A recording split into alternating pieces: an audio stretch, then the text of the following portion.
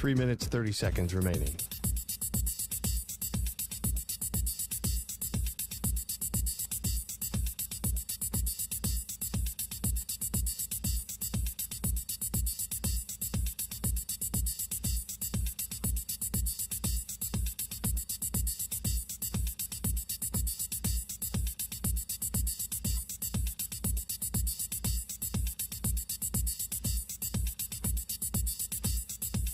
Three minutes remaining.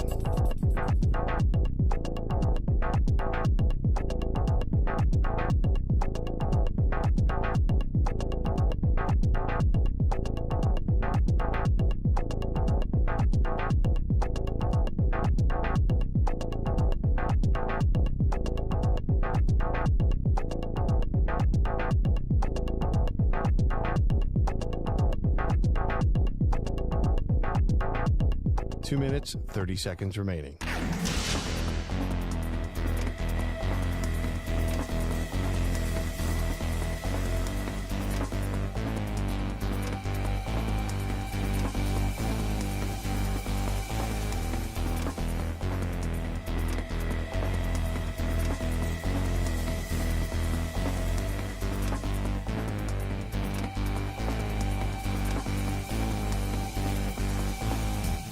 Two minutes remaining.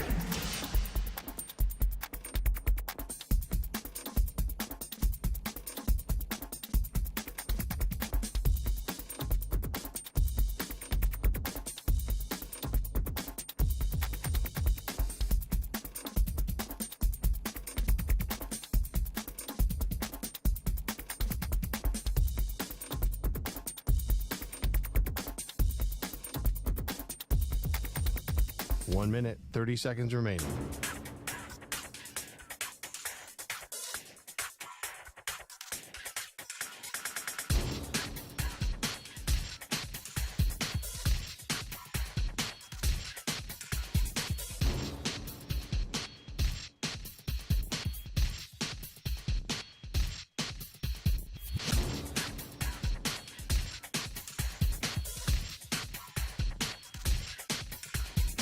One minute remaining.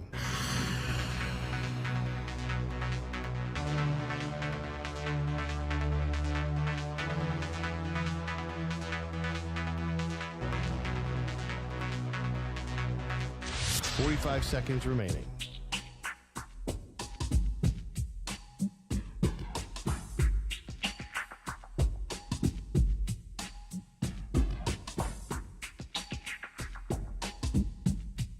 Thirty seconds remaining.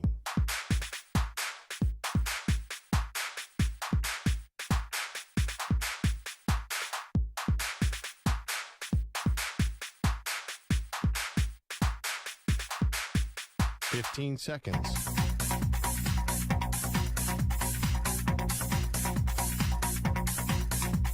Break ends in 5 seconds.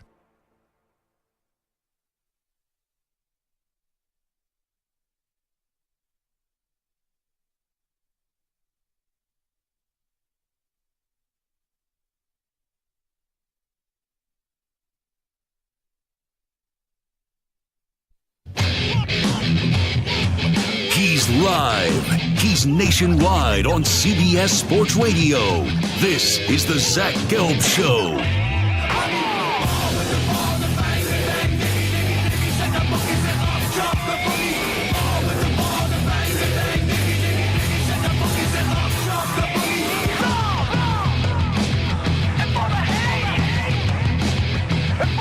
Here's your host, Zach Gelb. From the place yet not overly ostentatious studios of CBS Sports Radio here in beautiful New York City, sitting on top of the 10th floor of 345 Hudson Street. Welcome on in to a Friday edition of the Zach Gelb Show across all the great local CBS Sports Radio affiliates, Sirius XM, Channel 158, the free Odyssey app, and of course, streaming live on YouTube, youtube.com/CBS Sports Radio. 855-212-4CBS is number to jump on in, 855-212-4227. You could always get at me on Instagram, where I'm straight flexing, or via the good old cesspool of Twitter, at Zach Gelb. That's ZACHGELB. Daniel Jeremiah is going to join us from the NFL Network coming up 20 minutes from now. I got Stuart Kovacs and Moist Mike rocking and rolling with me all the way up until 6 p.m. Eastern, 3 p.m. Pacific. All righty. I got to start the show praising a caller. And before I praise a caller, let me just say, Kenny Pickett is incredibly weak. But I'll get to the Kenny Pickett stuff in just a second in terms of why Kenny Pickett is weak. But we had a caller. I forget his name. I want to say his name was Chris. But on multiple occasions, this caller, I think he not only called us, but he called about every show on the network. And he said, I'm a big Kenny Pickett guy. I believe in Kenny Pickett. I think Kenny Pickett's getting slandered. I don't think Kenny Pickett's getting a fair shot in Pittsburgh, and he should go to Philadelphia, and ultimately, he'll be the quarterback with the Philadelphia Eagles. And when that was said on this show, I asked the caller a simple question. I went back to like January, the first time he called in, because it wasn't the first time that caller did ring the show at 855-212-4CBS. And the first time he brought up that point, I said to him, are you related to Kenny Pickett? And he got so mad over that simple question. But it was such a bizarre phone call. And I know we don't take a ton of calls. We always encourage you to call. But we usually give you opinions first, and we always welcome your calls. But we get a good amount of calls, and it's tough to remember everyone. But sometimes there are calls that are just so out there that you always remember. And I'm sitting in the newsroom about 5 minutes before the show starts today, and Pat Boyle's like running around the newsroom like his head just got cut off or something like that, or there was like an emergency. And he's like, Kenny Pickett just got traded to Philadelphia. And my first reaction wasn't, what does this mean for the Steelers? What does this mean for the Eagles? It was, that caller, I think his name was Chris. I could be wrong. But I go, that caller who called up multiple times in the last 2-3 months to make a case for Kenny Pickett needing to be traded to the Philadelphia Eagles. So I commend that caller, and here are the details of the deal. The Steelers get pick number 98 in the draft and 2 2025 7-round picks, and the Eagles get Kenny Pickett and pick number 120. So there's a few reactions here. Let me just say this right out of the gate, though. It's amazing. Kenny Pickett gets traded to be QB2. You've seen Sam Howell, who gets traded to be QB2. You had Desmond Ridder already get traded to be QB2. Heck, Sam Darnold has even found a home. All these dominoes are falling for most of these cases for people to be backup quarterbacks. And Justin Fields is still out there. And after today, when you find out earlier this morning that the Vikings are acquiring assets to go trade up in the draft and have more ammunition now with pick number 11 and pick number 23 to move not only into the top 10, but move into the top 5, it's clear the Vikings' plan is to go draft a young quarterback, whether that's Drake May, J.J. McCarthy, Michael Penix, we'll get into that later, and maybe have Sam Darnold start a little bit before you hand the baton over to that next QB. And I don't think Justin Fields is going to stay in Chicago. I think they're taking Caleb Williams, so we could pause on this whole idea. Should the Bears make a trade with the Vikings because they could get now even more draft capital with the extra draft capital that Minnesota did pick up? But that is so bizarre to me that Justin Fields went from being a hot name to no market, and outside of the Raiders probably, we're sitting in a scenario where Justin Fields is probably going to be a backup next year, and all these other backups are getting traded, or guys that used to start and now are going to be backups, and Justin Fields is still sitting out there waiting to see where he's going to land.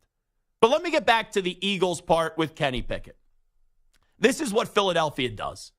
Howie Roseman always gave a line of the quarterback factory, and they brought in a lot of quarterbacks throughout the year. Throughout the years, because this is a team that they maybe out of any team in the NFL, they understand the importance of having a good backup quarterback. Remember, Carson Wentz went down in a year where they were a 1 seed in the NFC in 2017, 2018, and they still found a way to win a Super Bowl because he had BDN, Nick Foles, dominating, and he was able to fill in and win a Super Bowl. So they've taken these chances before on guys that have been cast off from another organization or other big-name backup quarterbacks as an insurance policy. I understand what the Eagles are doing. This is an insurance policy because Jalen Hurts, remember, he was drafted originally as an insurance policy, and you needed him because Carson Wentz crapped the bed. Now, Jalen Hurts had one MVP caliber season, and then the following year got off to a 10-1 start, and then the entire team laid an egg down the stretch. There is questions, and there are questions about Jalen Hurts entering this season. But I don't think, as long as he's healthy, that for this season, Kenny Pickett is in any striking distance to actually usurp Jalen Hurts as the starting quarterback of the Philadelphia Eagles. Because Kenny Pickett, simply, folks, is just not that good. Kenny Pickett, we've seen in the last 2 years, he has not given many tangible moments where you make sure that you say, wow, the Steelers have their franchise quarterback. Now, he has upgraded situations, even though he's not starting. Like, the Eagles are a better team on paper than what the Pittsburgh Steelers are. But let's say Hurts does get hurt, or Jalen Hurts, I don't even want to go the struggle route. Let's just say he gets hurt. Then Kenny Pickett goes into a golden opportunity with a team that's loaded with weapons in Saquon Barkley, A.J. Brown, Dallas Goedert, and Devontae Smith. So it's clear in Pittsburgh, and I said this on the air, the moment that Russell Wilson signed, I talked to a source who guaranteed me that Russell Wilson is not only the day one starting quarterback, he's getting all the QB1 reps in the offseason program and training camp, all that stuff, that he is the guy. And that source reiterated to me when I was exploring more information. He said, I don't even know if the team's going to announce it, if it's going to be a competition, but if they do, Russ is the guy. He knows what he's getting into. And Russell Wilson has his introductory press conference today in Pittsburgh. It was very cringeworthy, let me just say. You know, Russ is starting to come off like a used car salesman at time. And anytime I hear him speak, I'm like, is the product you're trying to sell me really that good? So I have my questions about Russell Wilson. But what we don't have a question about, and I didn't have a question about it heading into this week, was would Russell Wilson be the day one starter in Pittsburgh? Now, you ultimately know, and you definitely know, that Russell Wilson will be the day one starter with the Pittsburgh Steelers. And here's where I think Kenny Pickett comes off weak. Kenny Pickett, according to Adam Schefter, said once Russell Wilson signed with Pittsburgh, Kenny Pickett preferred to move on. Like, that's what you're going to do? You're going to take your ball and you're going to go home and you're going to cry and you're going to say, well, the organization is basically giving up on me, or the organization is telling me I'm not good enough, and now I want to get traded? Like, that's how this went down?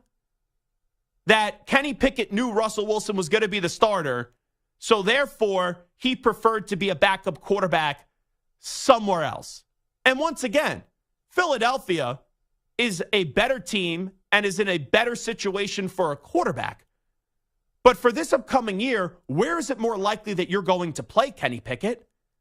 As long as Jalen Hurts is healthy, even with after having a disappointing season in 2023, as long as that dude is able to get on the field, you're not playing in Philadelphia. In Pittsburgh, you could run the risk where you're going to be a QB2 in either spot of Russell Wilson stinking up the joint, and then you go from being QB2 and being basically ignored by the organization and moved into the corner to then potentially having the rabid Steelers fans going nuts and saying that they want Kenny Pickett back on the field. Because even though some Steelers fans right now are saying, here we go, oh, it's Russell Wilson, oh, they made an improvement at the quarterback, and I think Russ could be fine in Pittsburgh, but it's not a slam dunk. So I do think it's incredibly weak by Kenny Pickett once he knows that Russell Wilson's coming in. yeah, I prefer to move on. I prefer to say peace out, Pittsburgh, and I'll go be the backup in Philadelphia. Because I don't really see a great path for you getting on the field in Philadelphia. Even though the organization, it feels like, and deservedly so, gave up on you and did the right thing right now in Pittsburgh, there is still a better road in Pittsburgh to get back onto the field for this upcoming season than in Philadelphia. So that's the latest on Russell Wilson and Kenny Pickett and the Pittsburgh Steelers, with now Kenny Pickett going to the Philadelphia Eagles. Let me get to some Russell Wilson sound here. Russell Wilson made his first comments as a member of the Pittsburgh Steelers. What's up, Steeler Nation? Just signed, baby. Fired up to wear the black and gold. Here we go. Here we go. That's the new term. And that goes back to the whole Steelers song. Here we go. Here we go. Pittsburgh Steelers Super Bowl. Here we go. So that's another song that I do like. It's not as good as the Here we go, Brownies. Here we go. There's some better chants and some better songs in the NFL. But Russell Wilson is already getting himself acclimated to the Pittsburgh Steelers culture. Here is Russell Wilson on the Steelers team. The reason why I wanted to come here because I want to be able to win championships with Coach Tomlin and these guys in the locker room. And you know, we got some amazing players, you know, guys like, you know, Cam Hayward. And then obviously, you know, Mr. TJ Watt himself, you know, a guy who really should be defensive player. I don't know how many times. I don't know, maybe it's his third, fourth time could have won it. But just a tremendous athlete, tremendous player, a tremendous competitor. And let's hear Russell Wilson when he was asked today, and he kind of deflected this question every time it was asked. It was asked multiple times in different ways. Now we know he's going to be the starter with Kenny Pickett being traded. But, Russ, a few hours ago at the press conference, you expect to be the starter. You come in here with the mindset that you are the starter? I come in the mindset of just being the best version of me every day. You know, I think that's always the plan. What we're trying to do is, you know, for me, you know, I want to help our football team win. I think that's the job of the quarterback, you know, role is to help the Pittsburgh Steelers win. And that's always been the goal every day. And so, you know, the goal is to, you know, get more trophies and to do everything we can to win. So there you go. Basically, Russell Wilson. Do you think at the moment at the podium he knew Kenny Pickett was getting traded today? Like, he had to have some inclination, because it's so weird when you know you're going to be the starter. And I know it was a delicate situation and you want to basically have the coach answer that question. I thought it was fun how he was tiptoeing around that whole conversation during the press conference. Do we have the call, by the way? So this was the second call, Samter? So actually, I have both calls. So here's the first call first. This was on Tuesday, January the 15th. Wow, holy smokes. Or Go the ahead. 16th, I'm sorry. So here's the first call. His name was Chris in California. Oh, I was right. It was Chris. Go ahead. Chris in California, first up on CBS Sports Radio. Chris, what's shaking? Howie Roseman messed this team up. But 2022, Howie Roseman messed that draft up. Not once, but twice he passed up on this player. Pittsburgh is taking full advantage of him, benching him, whatever. Jeffrey Lurie, go get Kenny Pickett. Go get him. So there you go. Go get Kenny Pickett. Go get him. And then his line mysteriously dropped as soon as he said that the first time around. Oh, really? Is that true? Yeah, you were like, hey, Chris, he's still there, and then he was gone. But he did call back a couple days later, and then he stayed on for a little bit longer. Gotcha. Let's hear that second call. Chris in California, next up. You need to go out and get Kenny Pickett, bring him to Philadelphia, bring him home, Chris, man. Chris, can I just ask you a question? Yeah, I'm still here. Is Kenny Pickett a relative of yours? Is he a relative of yours? No, why does everybody ask that? Because Kenny Pickett I call WIP. They argue with me. You guys don't know how to play football. It's a dumb point. Mason Rudolph just played better than Kenny Pickett. Kenny Pickett can't hold Jalen Hurts' jock. And you're going to tell me Kenny Pickett? If Kenny Pickett is that great, what makes you think that the Steelers are then going to trade him to the Eagles? You know, I've been wrong about a lot of things that I predicted. Here's one thing that I won't be wrong about. Kenny Pickett will not have a better career than Jalen Hurts. Oh, geez, Louise. That's amazing. So, do I have to apologize? Everyone apologizes these days. Do I owe Chris an apology? Because his point was Kenny Pickett should be the starter over Jalen Hurts, right? Correct. Well, they said to trade him, get Kenny Pickett, and then eventually he'll take over for Jalen Hurts. He never actually said it, but that's what he was implying. Yeah. So I don't think you have to apologize until he gets the starting job from Hurts. Gotcha. I actually hope Chris calls in today. What do you say? Chris in California? 855-212-4CBS, 855-212-4227. Man, That's something. It is the Zach Gelb Show on CBS Sports Radio. Daniel Jeremiah from the NFL Network will join us next. We'll get his thoughts on Russell Wilson being QB1 in Pittsburgh. What's the future of Kenny Pickett? And also, who are the Minnesota Vikings trying to move up for in the draft to make as their next franchise quarterback? You're in a 5-minute break.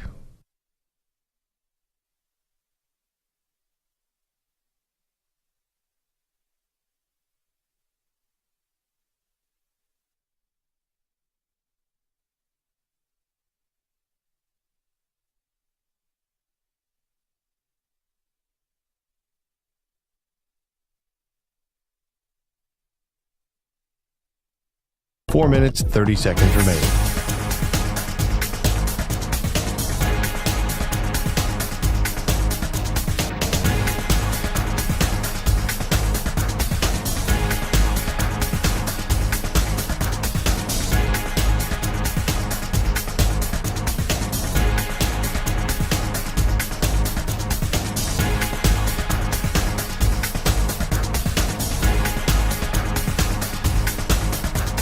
Four minutes remaining.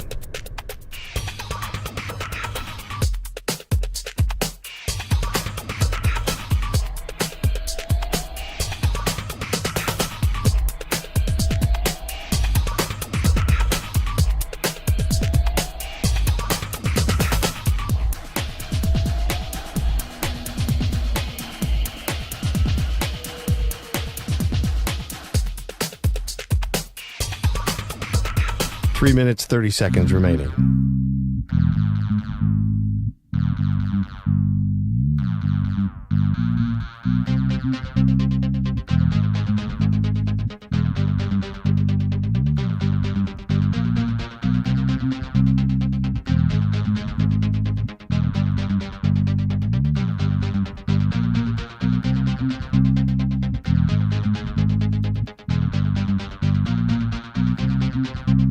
Three minutes remaining.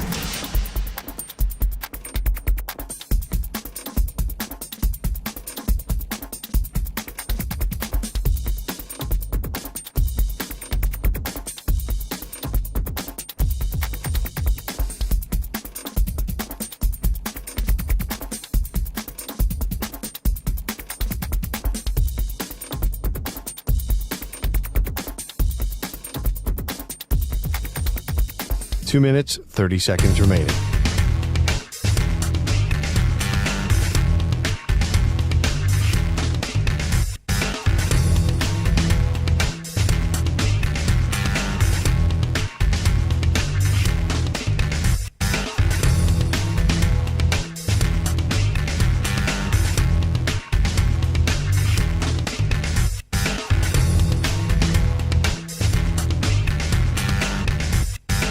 Two minutes remaining.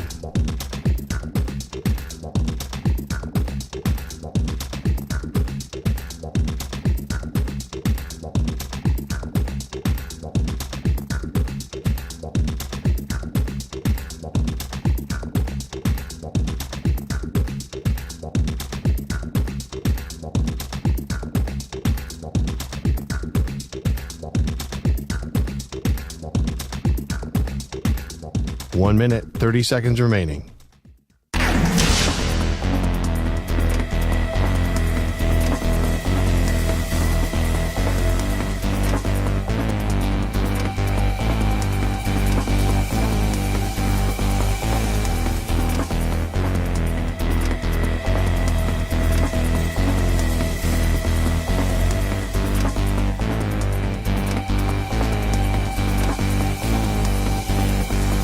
One minute remaining.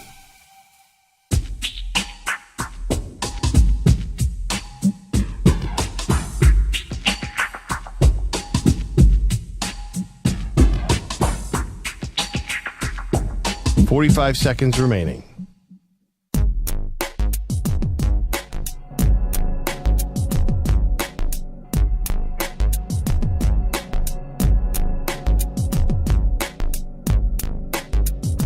.30 seconds remaining.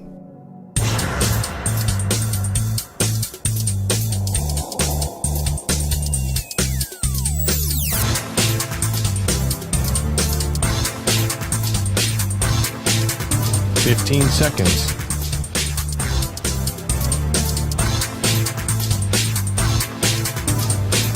Break ends in 5 seconds.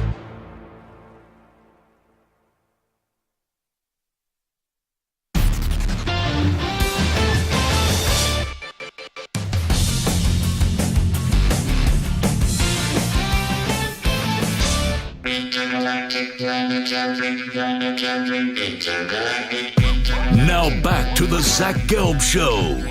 All right, this is Zach Gelb Show, coast to coast on CBS Sports Radio. Daniel Jeremiah is an NFL Network analyst and host of the Move the Sticks podcast. NFL Network, by the way, provides coverage of USC's Pro Day next Wednesday, March 20th at 8 p.m. Eastern. And Daniel Jeremiah is kind enough to join us right now once again on the Zach Gelb Show on CBS Sports Radio. Daniel, appreciate the time as always. Thanks so much for it. How are you? I'm doing great. I wish the NFL had some action this week. It's been pretty boring. Today was some day. Let me start you off with the Kenny Pickett news. Him going to Philadelphia in a trade. No surprise there in terms of Russell Wilson's going to be QB1 for the Steelers, but I was surprised, even though Howie Roseman says they're a quarterback factory, that they landed this deal for Kenny Pickett today.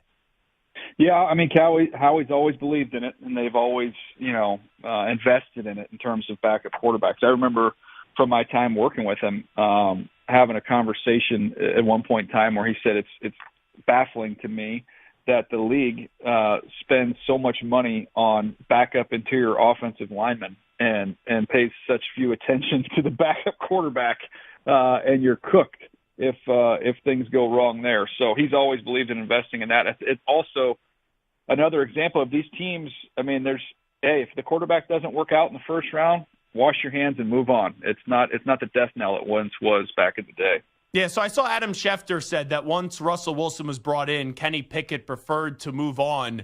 Do you fault at all Kenny for that decision-making? Because, the only way he's getting on the field in Philadelphia is if Jalen Hurts gets hurt. In Pittsburgh, I don't know what Russell Wilson is anymore as a quarterback. So if it's the quickest road to get back on the field in 2024, I thought Pittsburgh was better than Philadelphia. Yeah, but I think he just, had a little bit of a sour taste in his mouth. I don't want to speak for Kenny, but I'm sure he feels like, he didn't have what he needed from a coordinator standpoint or the pieces in front of him. But, hey, he didn't play great. I understand why Pittsburgh did what they did, but I also get from Kenny's side of things wanting a fresh start. The starting jobs are all taken, so there's nothing there for him in that regard. So you might as well go to some place where at least you're going to win, and hopefully that can help him for his next stop down the road. Talking to Daniel Jeremiah, the also other fascinating part of this is that you see all these quarterbacks the last few days, guys that were starters that are going to be backups getting traded. Justin Fields is still out there. What do you think ultimately happens with Fields? Because I think most of us believe that Caleb Williams is going to be the number one overall pick. Yeah, as do I. I think Caleb will be that guy. I've kind of been consistent through this just in terms of my belief. I think Caleb will be the pick, and I also think it's not realistic to have a situation where the Justin Fields thing is not taken care of before Caleb walks into the building. Everybody in that whole organization, their future is going to be tied to how well Caleb Williams acclimates to the NFL and how well he plays. To invite him into a chaotic situation where you've got a popular quarterback, an incumbent in the building, that just seems like that would be a absolutely bonkers way to start that run. Yeah, I agree with you, and I'm starting to think of the destinations for Fields, and you see a bunch of them are getting crossed off in the last few days. I still think the Raiders could be a good landing spot for him, but then, everyone, whenever I suggest that, says, well, they don't know how great the relationship was with Luke Getsy and Justin Fields last year. Yeah, I don't think that's going to happen. So, I would be very surprised if that was where he ended up landing. So, look, Baltimore is one that you could throw out there just because of Lamar and wanting to, want to be covered insurance-wise if something happened to him and he were to miss a few games for a team that has championship aspirations.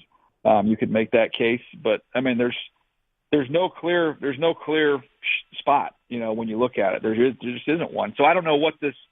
What does this compensation look like? I'm beginning the longer this thing goes to think this is going to be maybe not to the degree that we just saw with the Kenny Pickett, but this is going to be some type of a pick swap. Who knows? We'll see how it all plays out, but there's no obvious landing spot here. You mentioned the Ravens. Could you see the 49ers maybe kicking the tires for a backup option? Yeah, I mean, that's definitely something to think about, but I also think that, you had Trey Lance there, and it was like, okay, Kyle's going to lean into more the athletic quarterback, and then he realized, no, I just want a pure point guard. That Brock Purdy-type quarterback runs my offense beautifully. That's what I need, and I just don't think Justin Fields stylistically kind of fits into what Kyle's done well with. Talking to Daniel Jeremiah right now. Okay, so we know the Vikings getting back to the draft. They made the move today with the Texans to pick up the 23rd pick. They also have their own pick at 11. Clearly, they're stocking their ammunition together to move up inside that top 5 of the draft. How high do you think ultimately the Vikings are going to swing for, and where do you think they ultimately land up in the draft from a pick standpoint? Yeah, my guess from the outside of looking at this thing, and again, this is just, having been around it for a while and just looking at it, this feels to me like you have a for sure landing spot. Maybe assume that's 4 with the Cardinals. So that's the floor, and you say, okay, we're going to effort and try like crazy, see if we can't get Washington or New England to bite. But if we don't get them to bite, we know that we have a deal at 4. So the worst case scenario, we're getting the 4th quarterback. We're ahead of the Giants from that standpoint, and we have that locked in. But, I do believe the connections with Drake May make a lot of sense. But I think in order to do that, you're talking about having to get all the way up there to number 2. So you think Drake May could still be in play for the second pick of the draft? Because it just feels like with the way that people are projecting this, and who knows, that Daniels will end up going 2 to the Commanders. So you think May still in play with the Commanders? I think he's in play there. I do. One of the things that was going to be interesting, Drake May and Sam Howell are literally best friends. And some people would have looked at that and said, oh, that would have made a lot of sense then if he goes and he's with Sam Howell. And I don't think that was the case. I don't think that was something where they wanted to be, competing together there. So when they traded Sam Howell, that perked me up a little bit and thought, okay, maybe that does mean Drake May could be back and play there at number 2.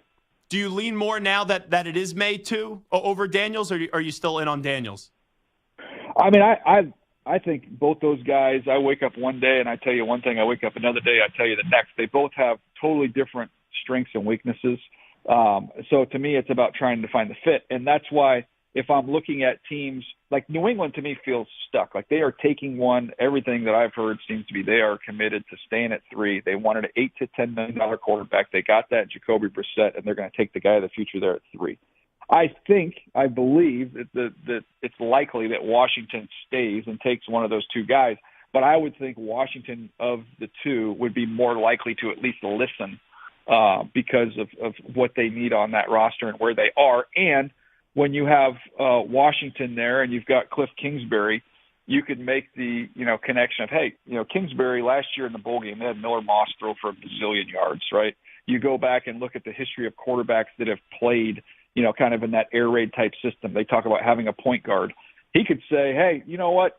You get back to 11. We make this trade with the Vikings. You give me a huge haul of picks. I can make it work with, whether it's McCarthy, whether it's Bo Nix or Penix. Like these guys are point guards, and let's build up the rest of the roster. So, between those 2 from Washington and New England, it feels to me like Washington would be the one that maybe would at least listen to what these offers are. Talking to Daniel Jeremiah right now. What's your evaluation of J.J. McCarthy? Because it seems like his stock keeps on rising, where if he's there at 6, the Giants will definitely take him. I know the tough part in his evaluation, I watch a ton of Michigan, is they ran the ball so much, they didn't really have him throw it that much this past year. Yeah, it's a long process to get comfortable with him on the evaluation because the volume just isn't there compared to some of these other guys. But, there's ways to do it. I was just talking to Orlovsky this morning, and we were talking about him, and I said, go watch the 3rd and 7 reel. So when you go watch all of his throws of 3rd and 7 plus, and you watch them one after another, you see some really, really good things there. So I think he's fully capable. He just wasn't necessarily asked to do what some of these other guys were. But you got somebody who's really young, who's got a live arm, is really athletic, he's smart, he's tough, and the guy's won a zillion games. So while the volume isn't there, he's got a lot of things going for him. Wrapping up with Daniel Jeremiah from the NFL Network. Getting into the receivers, how do you rank? I know it's tough to separate these guys, but Marvin Harrison Jr., Malik Neighbors, and then Rome Odunze. Yeah, I think they're totally different flavors. They're three outstanding guys who are very closely graded. The way I stacked it is I had Marvin Harrison Jr. 1, I have Rome Odunze 2, and I have Malik Neighbors 3. But again, it's kind of, what you're looking for. The first two kind of give you the power forward types that can play inside, can play outside. They're going to be great on third down in the red zone. And then Neighbors has just got a rocket strapped to his back. I mean, he is a big-time explosive playmaking guy. So that's how I have him ordered. But I think, to answer that question precisely, you kind of have to say what team do you have and what are you looking for, because they're all going to be really, really good players. When you get in the top 10, I saw you put out today that you think there's going to be 4 quarterbacks going in the top 6. So that takes away 4 of those picks inside the top 10. The wide receivers, we know the 3 that are very talented, like you just mentioned. Offensive linemen loaded in this draft. A lot of the conversation has been offense. Who do you think will be the first defensive player? Just wondering, though, off the board.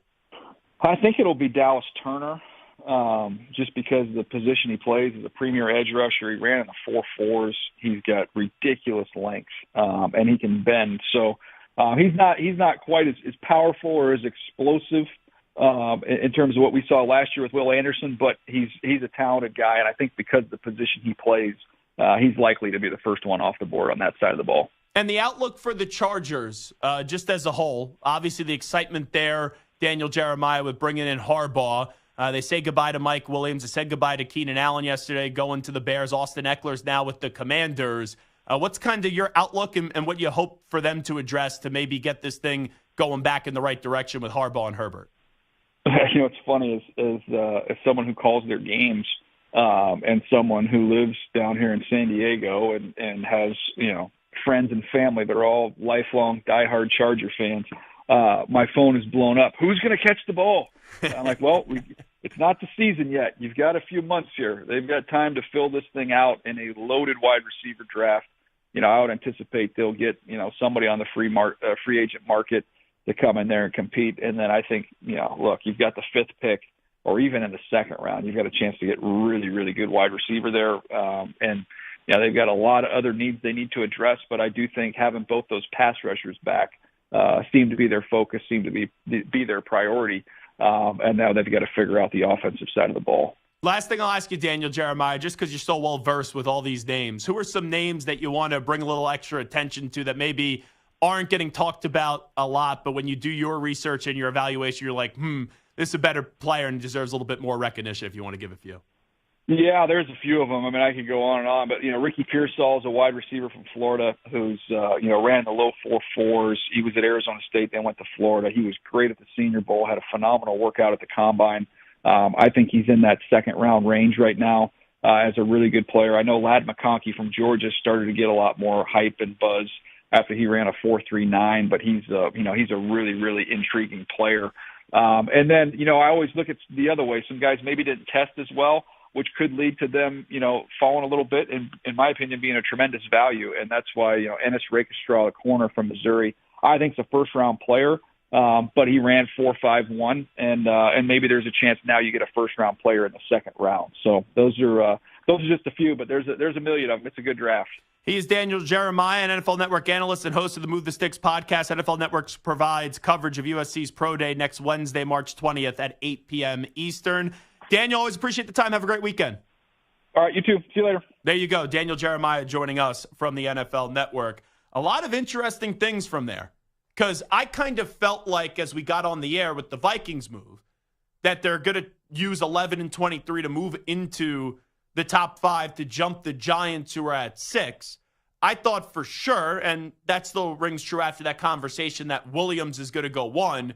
But then at 2, I thought definitely the Commanders will be taking one of those quarterbacks. He thinks the Commanders are more inclined to potentially trade back than the Patriots. And the Commanders right now are in front of the New England Patriots. So let's react more to that on the other side. Plus, Aaron Donald is retiring, and that is unfortunate for the LA Rams because we were starting to get all back in on the LA Rams. So how do we view Aaron Donald without the Rams now, and we look at the LA Rams moving forward. Update time first. Here he is, the Ackman, Rich Ackerman.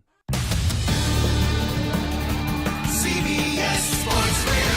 Sports Flash. Well, the Rams have a very big void to fill about the size of the state of California after Aaron Donald announced his retirement today. He walks away at the age of 32 after a Hall of Fame career. Coming into the league in 2014, he was the Defensive Rookie of the Year, earning the first of his 10 Pro Bowl selections. He was first-team All-Pro 8 times, 3 times Defensive Player of the Year, and, of course, won Super Bowl 56. The Vikings acquired another first-round pick, getting number 23 overall from Houston, along with a 7th-rounder in exchange for their 2nd and 6th-round picks this year and a 2nd-rounder next year. The Chargers sent Keenan Allen to the Bears for a 4th-round pick. Josh Sweat, sticking around Philadelphia, reportedly re-signing with the Eagles, who also acquired Kenny Pickett from the Steelers, and former Titans coach Mike Vrabel is joining the Browns as a consultant. Michigan has fired head coach Juwan Howard after 5 seasons. The Wolverines missed the tournament last year and went 8-24 this year and had some turmoil off the court as well. Earlier today, conference tournament action. Purdue topped Michigan State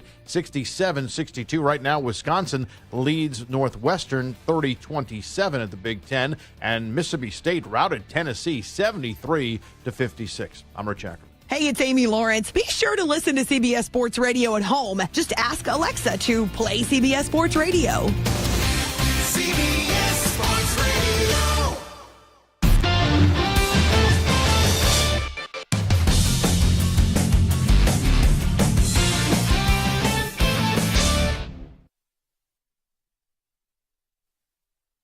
You're in a 5-minute break.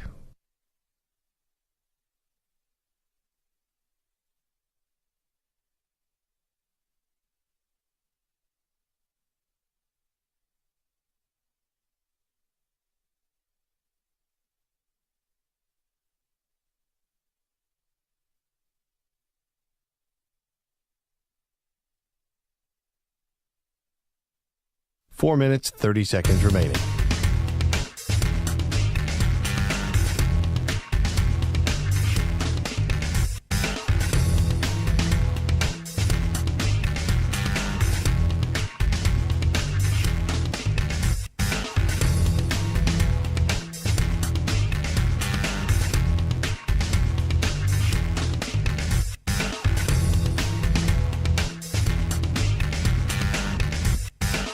Four minutes remaining.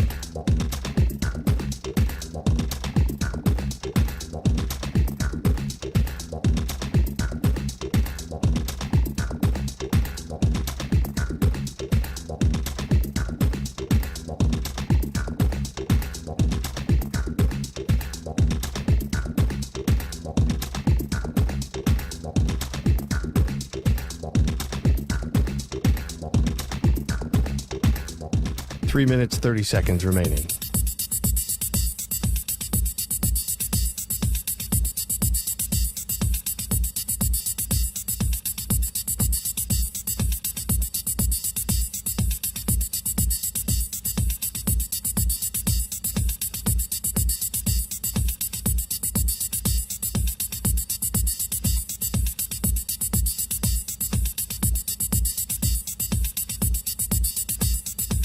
Three minutes remaining.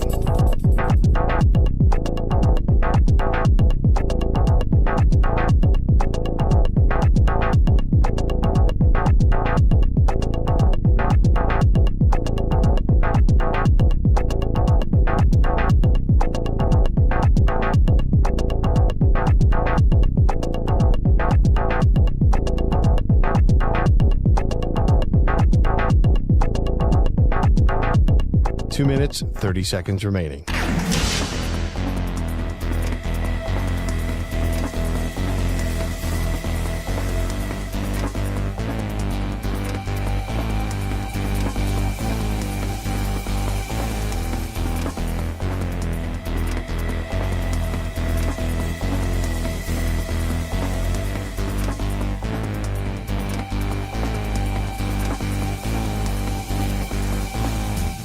Two minutes remaining.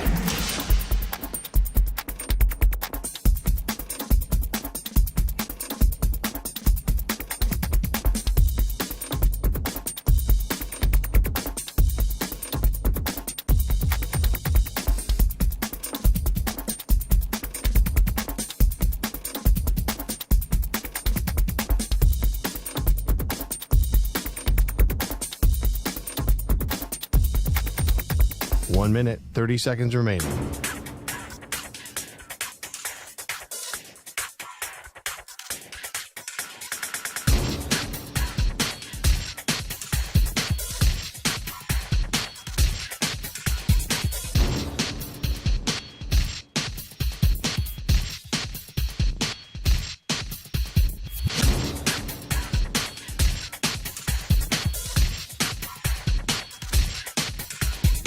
One minute remaining.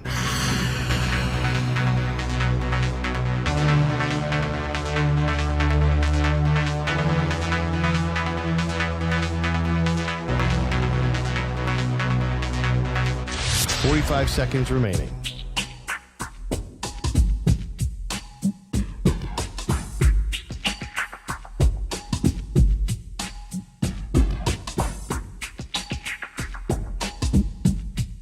Thirty seconds remaining.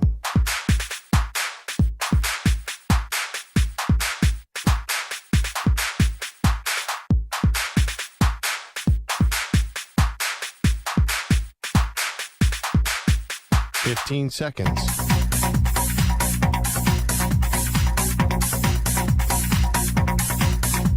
Break ends in 5 seconds.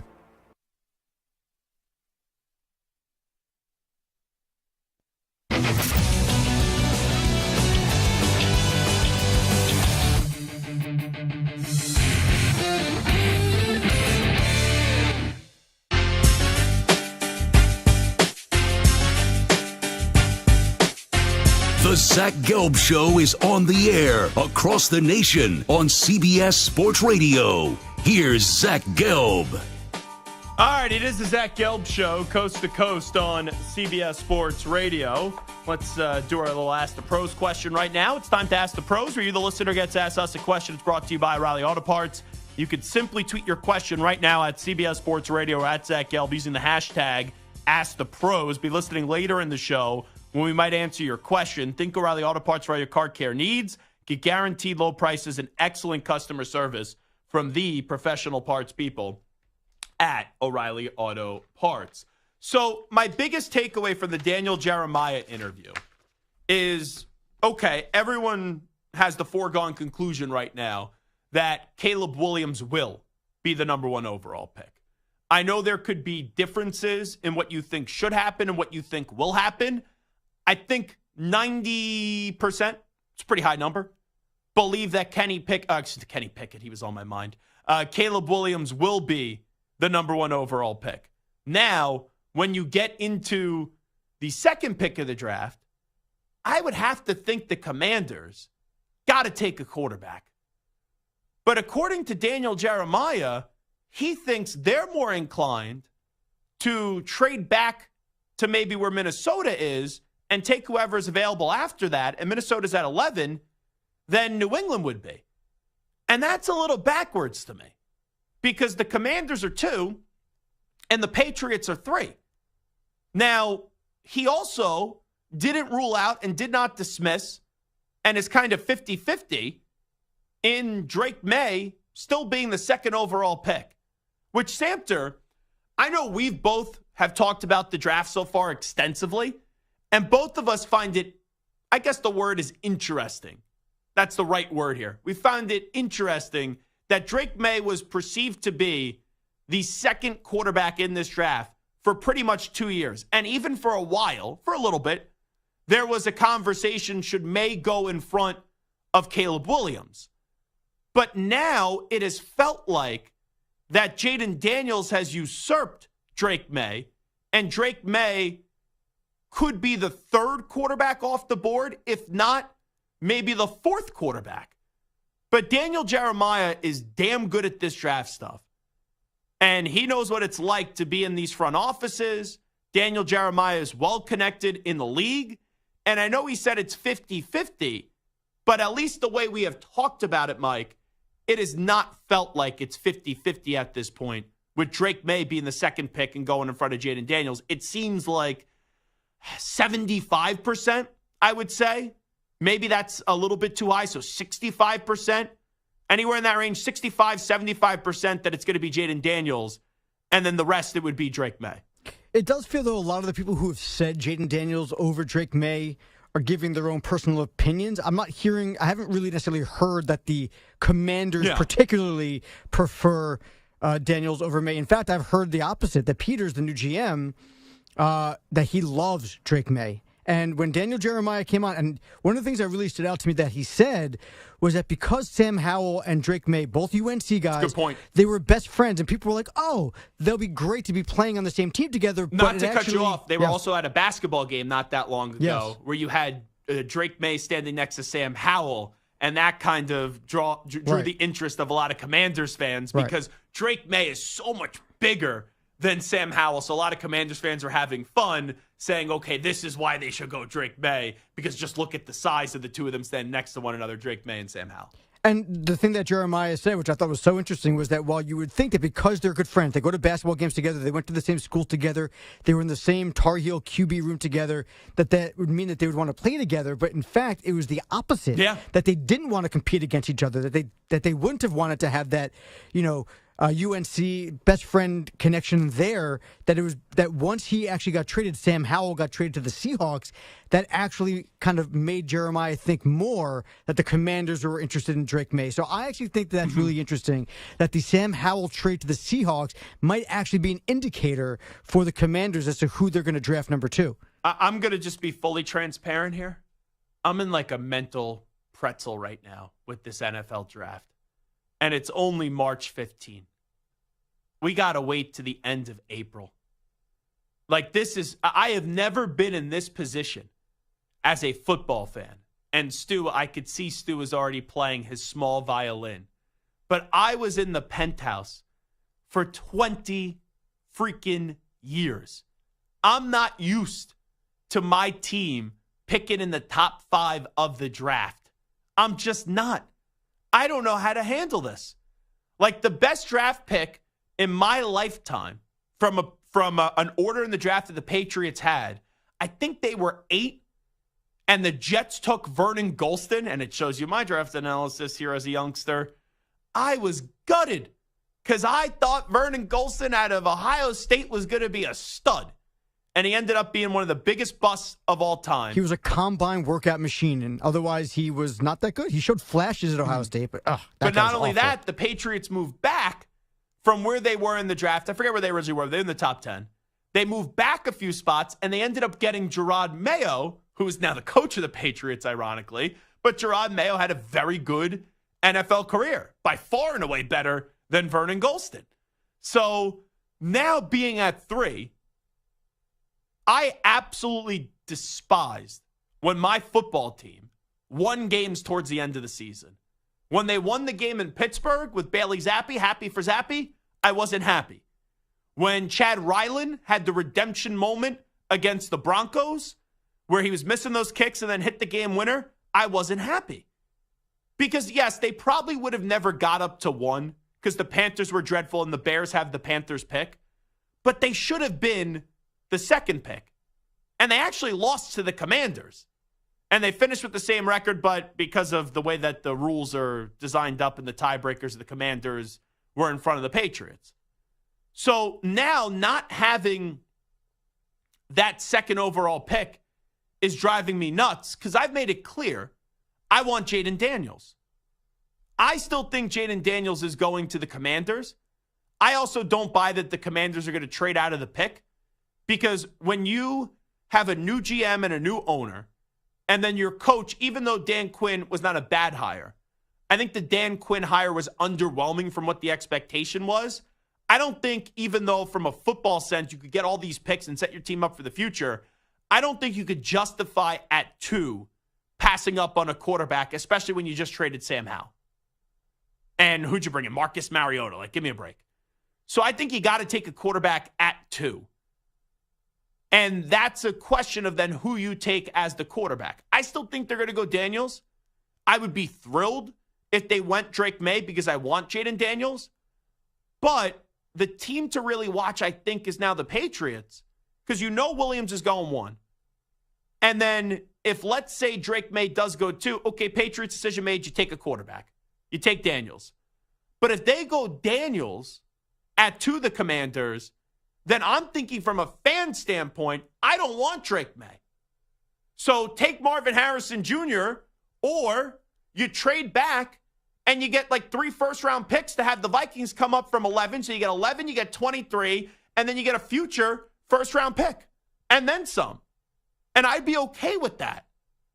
But Jeremiah, not only does he say Drake May still in play at 2, Jeremiah then also said in that conversation at 3, he doesn't see any way that the Patriots trade out of that 3rd spot.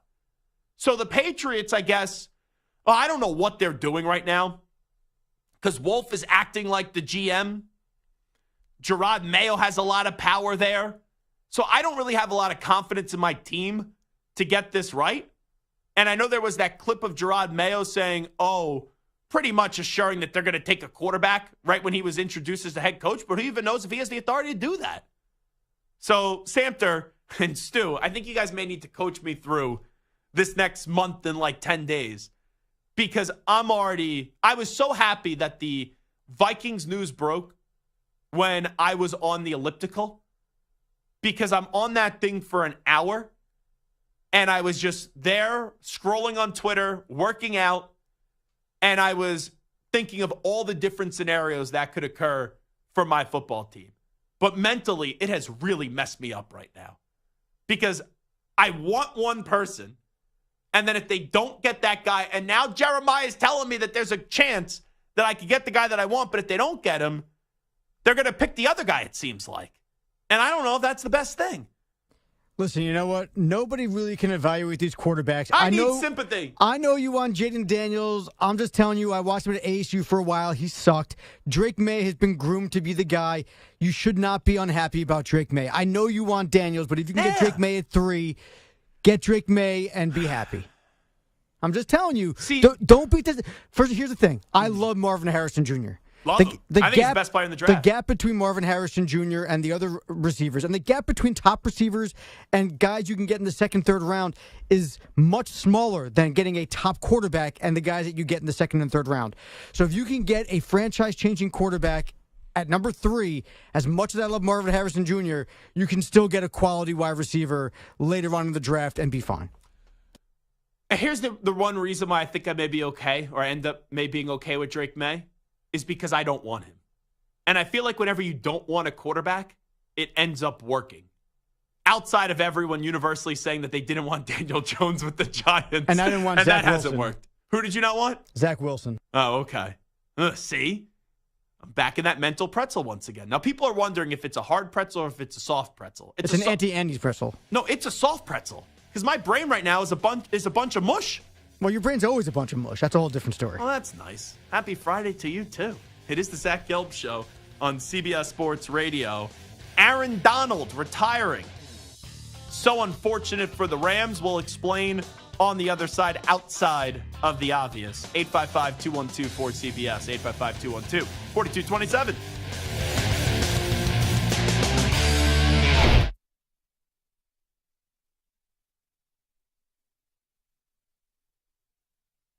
You're in a 5-minute break.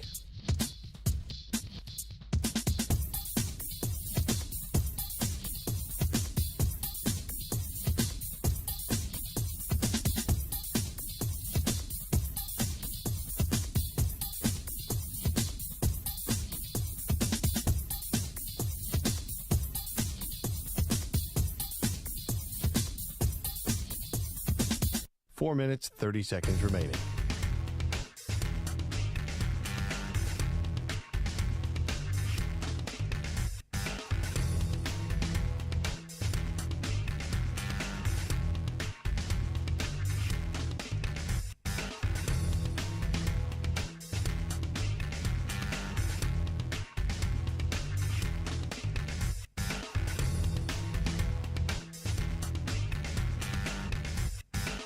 Four minutes remaining.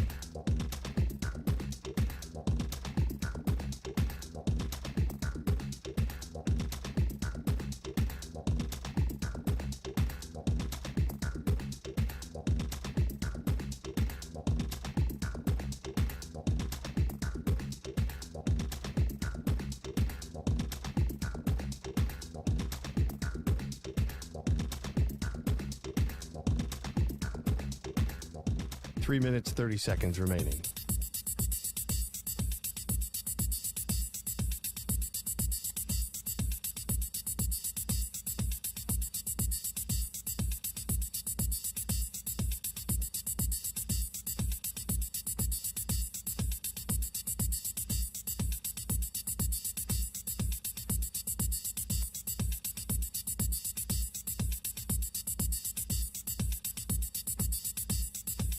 Three minutes remaining.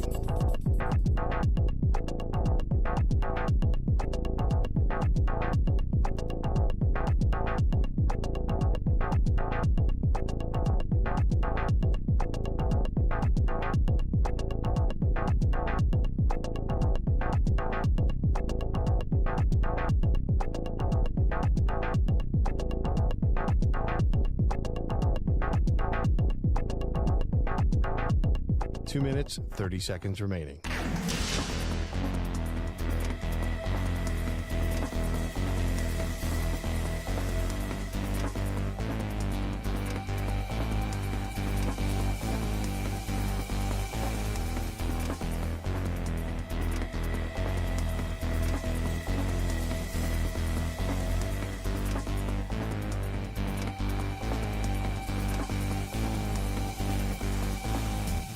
Two minutes remaining.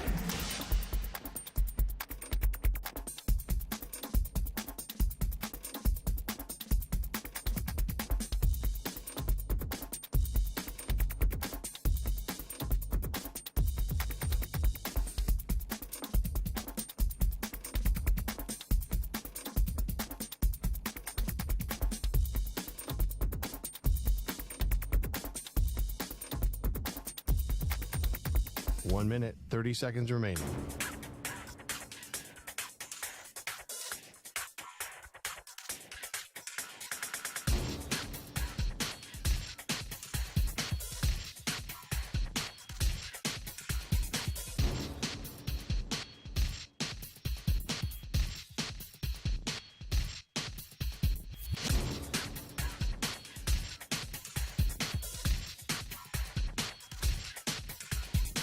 One minute remaining.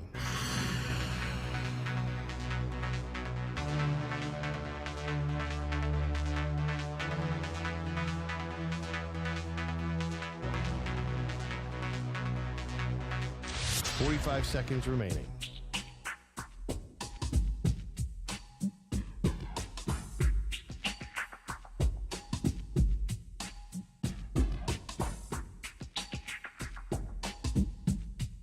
Thirty seconds remaining.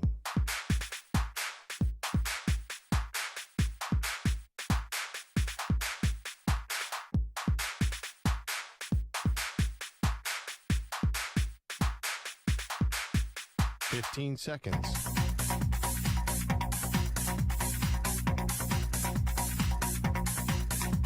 Break ends in 5 seconds.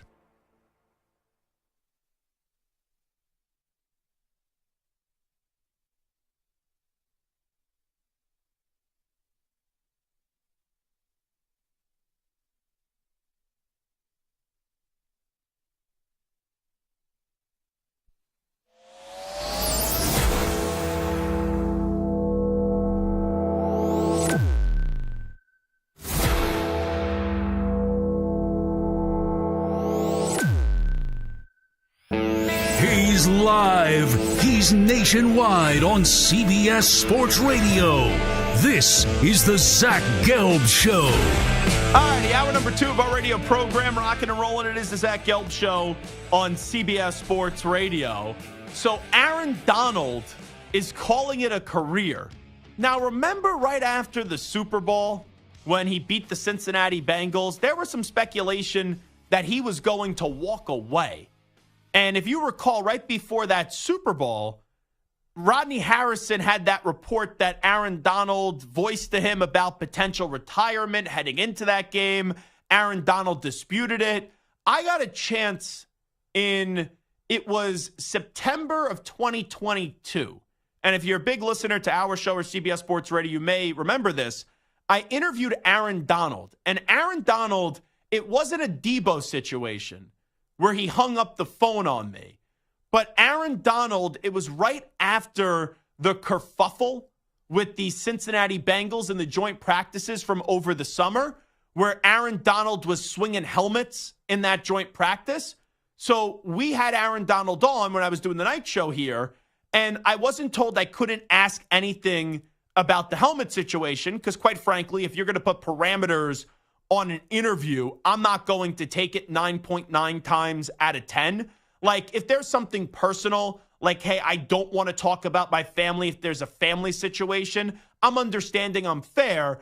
But when you are Aaron bleeping Donald and you're one of the more ferocious defensive players ever, and Aaron Donald is swinging helmets at the Cincinnati Bengals in a joint practice, I have to ask that. So I asked him a few questions about it. Donald was being smart where he was giving answers, but they were basically no answers. And then we were on a Zoom, so his publicist had the ability to just jump in on the Zoom because they were sitting there in the background quiet. And they were like, oh, Aaron's just here to talk about Dr. Teals today. It was kind of like a Dan Patrick Show, Matt Harvey Qualcomm moment, if you remember from years ago. So I asked one more question about it because you're not going to dictate how I do an interview. Like, I'll get to the read when I want to get to the read. I know the time I have, I always get to the read. And I asked one more question, and then Aaron Donald basically said, I'm here today on Dr. Teals. Dr. Teals gets me ready for each and every football season, blah, blah, blah. So that was the conversation we had with Aaron Donald. Most people just remember the publicist stepping on in. But in that conversation, there was two more things that I want to revisit. One was Aaron Donald saying him winning a Super Bowl kind of got him fired up again to try to go win another one. And there was a point in the interview where I asked him, if you didn't beat the Cincinnati Bengals in the Super Bowl, would you have retired? And he didn't say yes, but he didn't say no in the conversation. So I think there's like a mixture of truth here when you merge like all the stories together and then you find out 2 years later Aaron Donald does retire. But I think the mixture of truth here is that Aaron Donald was contemplating retiring heading into that Super Bowl up against Cincinnati Bengals. But then when he won the Super Bowl, he was like, wow, I've accomplished everything. I love this feeling of winning and winning it all. Let's get addicted to it and see how many Super Bowls we can win. But then 2 years later, Aaron Donald walks away. So it kind of falls in line, connecting all the dots of what he told Rodney Harrison to then what he told me. And then shortly after that, 2 years later, he does walk away. And the career for Aaron Donald, it's one of the greatest careers ever. 3-time NFL Defensive Player of the Year. He played in 10 seasons, is a Super Bowl champion, was an 8-time first-team All-Pro, and he made the Pro Bowl every year of his NFL career. The first ballot Hall of Fame scenario is always tricky, because sometimes it's obvious it's a slam dunk. Other times there's obvious slam dunk people that maybe didn't treat the media the best way or weren't perceived to be the best teammate, and the media gets payback, which I always think is so lame. Like Terrell Owens, he had to wait 3 or 4 years to get in the Hall of Fame. It's one of the dumbest things I've ever seen happen in the NFL. But Aaron Donald is a slam dunk first ballot Hall of Famer. Like, I was annoyed when Antonio Gates didn't get in on the first try. I was annoyed when Dwight Freeney didn't get in on the first try. Aaron Donald changed that position for an interior defensive lineman, and now those guys get paid like $30 million a year. They get paid ridiculous amounts of money because of what Aaron Donald was able to do. And here's what I always loved about Aaron Donald. He is like the Incredible Hulk. He's built like a tank. But when you think of a dominating defensive player, you think of like a large human being. And to the average person, Aaron Donald is a large human being. But when you think about an interior defensive lineman, you don't think that interior defensive lineman is like 6'1", 280, right? He was undersized in football world. Where when you think of an interior defensive lineman, you think of like 6'1", 6'3", 6'4", and like bare minimum 320 pounds. So that was so unique what Aaron Donald was able to do. But also in that conversation that I had with Aaron Donald 2 years ago on CBS Sports Radio, when he was wrapping up year 8 and going into year 9, I said to him, I think you're playing 2 years. You're going to wind up with 10 years in the NFL, and then you're going to ride off into the sunset. And that's what ended up happening. Let's revisit that conversation with Aaron Donald. I've been saying it since May. I think you're going to play for 2 more years. You go a decade in this league, and then you ride off into the sunset. Is that fair? Well, we locked in for 2 years, so we're going to see. So there you go. He kind of just laughed it off and had a little fun with it. So congratulations to Aaron Donald. I am not going to call him the greatest defensive player of all time. That, to me, is Lawrence Taylor. If you want to say Reggie White as well, but he's in that conversation. He is one of the greatest defensive players of all time, and he's had one of the more impressive and remarkable careers in NFL history. Because 10 years is a long time in the NFL, but we've seen guys play a lot longer than that. It may be one of the more flawless careers in NFL history, I think is the right way to say that. We're talking 10 years in the league. You make the Pro Bowl every one of your 10 years, and you're an 8-time first-team All-Pro. Like, Samter, you've been doing this for a long time. It's kind of tough to find the perfect career. Like, even you look at Tom Brady. Tom Brady missed a full year because of injuries with the ACL up against the Kansas City Chiefs. Tom Brady's numbers weren't at the prodigious stats as when they became once 2007 started to roll around, and his individual trajectory just went through the roof. Like, everyone looks at Brady, they're like, oh, he's the greatest winner in NFL history. It's tough to not say that he wasn't perfect, but there are moments there where if you really nitpick, you're like, oh, all right, in a 23-year career, not that there were imperfections, but it wasn't totally perfect. Like, you could take a look at like a little like wart that's like popping up on a part of your body that no one ever sees with Tom Brady. But for Aaron Donald, there's no flaws. There's no warts on his resume. 8-time first-team All-Pro, 10-time Pro Bowler. That is one of the more flawless careers and one of the more perfect careers that I've ever seen in this league. Yeah, I mean, he made an All-Pro, first-team All-Pro, 2, 4, 6, 7 straight years, but he did miss one in 2022 because he only played 11 games. Yeah. No, you're right. It's basically perfect. You don't lead the league in sacks as an interior defensive lineman, but he did. He had 20.5 back in 2018. And here's just like the little icing on the cake. When you talk about a perfect career, every year has to be something special, right? So, like, Tom Brady, what's one of the things that he's missing? I don't think he won Rookie of the Year that year. Offensive Rookie of the Year. Aaron Donald won Defensive Rookie of the Year, right? So every award basically that he could have won, he won. The only thing he didn't win was MVP. And if there's any defensive player that was deserving of MVP, it was either Aaron Donald or there was a span of time where J.J. Watt was the most unstoppable force in the NFL. He had 3 DPOYs in 4 years. The problem is, though, his teams never won. No. But he was so good. I mean, he had... Oh, he's phenomenal. Everyone loves J.J. Watt. He's phenomenal. But he played most of his career on the Texans, and the apex for the Texans was just getting to the divisional round. Right. But in a 4-year span from 2012 to 2015, the dude was averaging 17.5 sacks per game over the course of a 4-year span. Stupid. A year.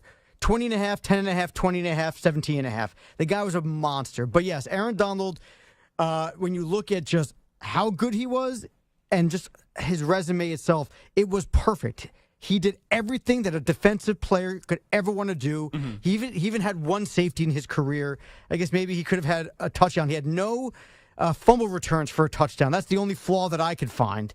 But and he never had an interception. You know what? It looks like, if I'm reading this correctly, Aaron Donald never had a touchdown. No fumble or interception return for a touchdown. How many did he force, though? You want to know what he had 24 forced fumbles. Well, no, pretty decent. What I meant by how many touchdowns did he force, though? Oh, like when he just murdered someone, and then someone else picked it up, and then they ran into the end zone. Right, but I guess if we're looking for like a flaw in a nearly perfect resume, the one flaw is that he never got into the end zone. So 2 things off what you just said. You want to hear a great stat? TJ Watt, who I think right now is the best defensive player in football. And I'm not saying it's by leaps and bounds, like it's TJ Watt or it's Myles Garrett. Or Micah Parsons. If you ask Micah Parsons, TJ Watt, who? How many career interceptions do you think TJ Watt has in the NFL? 8. Pretty damn good guess. Stu? Go Price is right here. I know, I was going to say. Go Price is right here. I'm giving you the answer. 9. No, the other way. 7.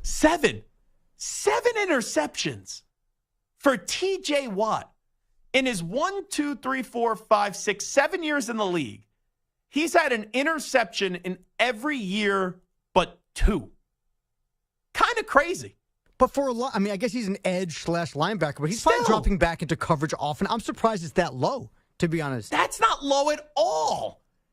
His job is to go after the quarterback. Yeah, I guess my point is for a linebacker who probably drops into coverage, I'm surprised that he doesn't have more than 1 a year. You're surprised? He's a defensive end pretty much. You know? Like Myles Garrett, no offense to him. I love Myles Garrett. He's a stud. And yeah, I know that TJ Watt is classified as a linebacker. But I look at him as an edge rusher. Myles Garrett never has had a career interception, which is kind of crazy when you think about it too, because of how athletic he is. And remember this past year when he just moved side to side? That was one of my favorite parts of the NFL season, when he ran from the right tackle to the left tackle, from the left tackle to the right tackle, before a play was snapped and he caused the delay of game. That was absolutely awesome. Anywho, just to get back to the Aaron Donald conversation, 2 more things that I want to add here. Today, we're going to have a lot of people say Aaron Donald is the GOAT. Aaron Donald is in a GOAT conversation, but Aaron Donald isn't the greatest defensive player of all time. Because what did you just say? Aaron Donald never won an NFL MVP, correct, Amundo? If I just ask you from a name, just give me a name. Who's the greatest defensive player of all time? You already named my top 2, Lawrence Taylor and Reggie White. And it would be in that order, 1, 2? Correct. Stu, is that the same? Those are the same 2, yes. Right? Like those names, I'm not saying Aaron Donald's not a legend. Like in 20 years from now, you'll have people just hear the name Aaron Donald. It'll be the way that we heard the name Lawrence Taylor and Reggie White. But Lawrence Taylor won 1 more Super Bowl than Aaron Donald. They have the same amount of NFL Defensive Player of the Year awards, both having 3. Lawrence Taylor did win Defensive Rookie of the Year. He has 8 first-team All-Pros. Both have 10 Pro Bowls. And then here's the big one. Lawrence Taylor, 1986 or 1988, I think it is. Yeah, 1986, excuse me. NFL Most Valuable Player. So he has an MVP award to his name. That to me, see, this is why I hate the GOAT debates. Because on the day that Aaron Donald retires after having an all-time great career, it sounds like we're knocking him. We're not. But when you go through the legit breakdowns of it, that's why I have to give the edge to Lawrence Taylor. So I'm looking. So CBS did a ranking today. Did they? In the wake of Aaron Donald's retirement. Now, by the way, I'll get to what you're about to say in just a second. I forget exactly what the quote was, but I talked to John Clayton, like right before he passed away, and that is a football historian.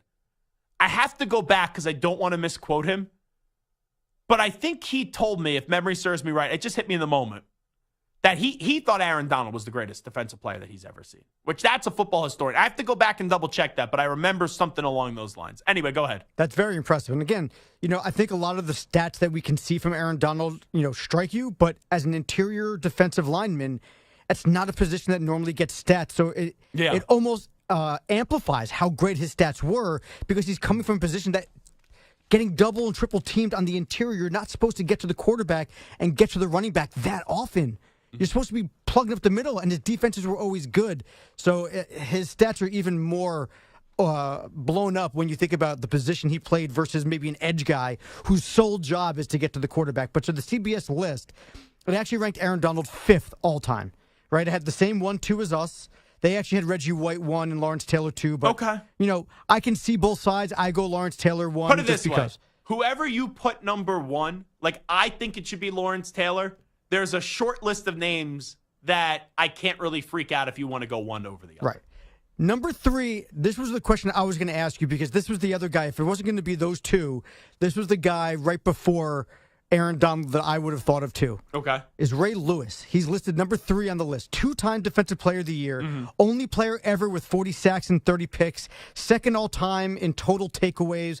And he led maybe the best defense we've ever seen, if not the best, top 5 of all time. Ray Lewis, to me, like if you're choosing to build a defense right now, and you could pick right now, Ray Lewis in his prime, Aaron Donald in his prime, who you taking? Ray Lewis in their prime or Aaron Donald in their prime? Correct. Oh, boy. That's so, because Ray Lewis was just such a monster. Is this in the year of 2024? Because I think the era now matters. Like the linebacker, the traditional linebacker is now devalued. It's a great point. In today's game of the NFL. Yeah. So like, man, my childhood is literally kicking my insides right now and is going to say you're a moron for what you're about to say. I think I would prefer Aaron Donald over Ray Lewis. No, I don't think that you're a moron. I think that Aaron Donald's a 3-time Defensive Player of the Year, 8-time All-Pro. No, but, like, it's not a bad statement to make. But as a kid, yeah, like in the era that I grew up in, yeah, the 2 defensive players that you said, that was just like, holy crap. There was like 3 that were just holy crap defensive players. It was, in my era, Ray Lewis, Brian Urlacher, and then Ed Reed. Those were the 3. Like there were, like Brian Dawkins was absolutely incredible with the great passion. Darrelle Revis was an awesome, obviously shutdown corner. They didn't even throw the ball his way. But those 3 names of Ray Lewis, Urlacher, and then Ed Reed, they were just iconic. Like all you had to say were there. Like you go to school on Long Island. People had Ray Lewis jerseys. People had Ed Reed jerseys. People had Brian Urlacher jerseys. Chicago and Baltimore on Long Island. Those were just certain names. So that's why I'm saying my insides are like kind of killing me as a kid because of how much people revered Ray Lewis as a football player. But I think I'd rather have Aaron Donald over Ray Lewis. I do. So give me the rest of this list. It was the top 5 here from CBS Sports. Let me get, so number 4, they had, let's see here. Hold on. 5 was Donald, 4 was Lewis, right? Yes. No, 3 was Lewis. 4 is Dion. Oh, okay. 5 is Donald. By the way, we could call him Dion here, not Coach Prime, because we're talking about him from his football career. Or we just call him Prime. So 5 was Donald. Correct. 4 was Prime. Correct. 3 was is Ray Lewis. 2 was Lawrence Taylor, and then 1 was Reggie White. Yes. 6, Deacon Jones. 7, Butkus. 8, Bruce Smith. I love Bruce Smith. He's not that high. 9, Rod Woodson, and 10, Ronnie Lott. They don't have Ed Reed on this list, which is surprising, but Ronnie Lott is a monster. I love Bruce Smith. I really do, and he was great for a very long time, but when I think he had of 200 career sacks, Samter. I know, but he played for such a long time, too. Still, though, we don't need to argue 200 career sacks. I don't care if he played for 400 years. 200 career sacks. He played for 19 seasons. Still, 200 career sacks is 200 career sacks. No, I get it. I'm not saying that he's not great. I just don't think he's a top 10 all-time defensive player. I would disagree with that. But anyway, we don't need this to turn into like Christopher Mad Dog Russo's radio show where we like debate people that and say each other's names wrong. Ago. Hey, yes. Zachary Gelb, Michael and Santor. Stu Kovics. All righty, this is Zach Gelb Show on CBS Sports Radio. Oh, here's one more point that I want to make. It sucks that Aaron Donald's retiring for a multitude of reasons.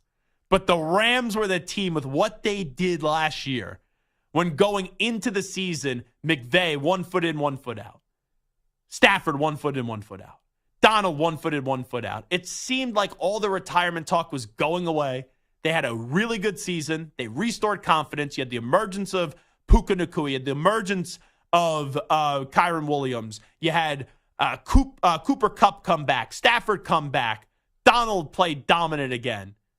And it didn't seem like they were going away. It seemed like they were going all in for one more year. That's what it seemed like. And now Donald walks away, and it's like, can they still be a good team this upcoming year? Absolutely. But it takes a little bit of that love that I had for the Rams, what I thought was going to be a continuous offseason love.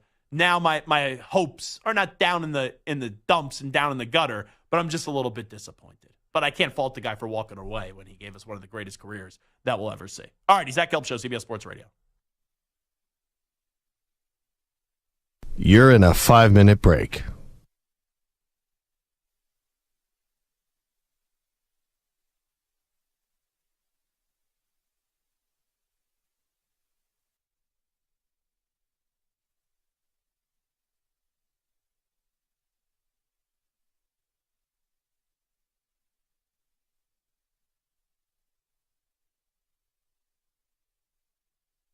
4 minutes, 30 seconds remaining.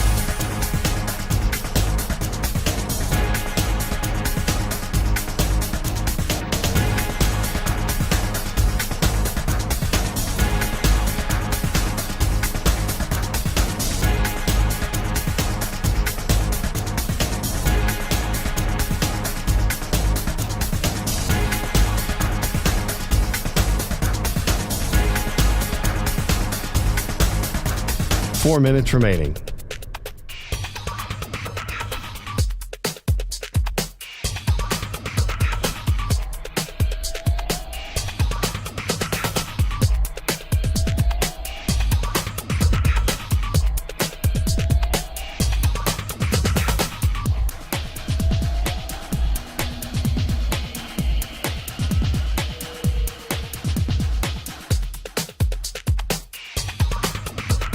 Three minutes, 30 seconds remaining.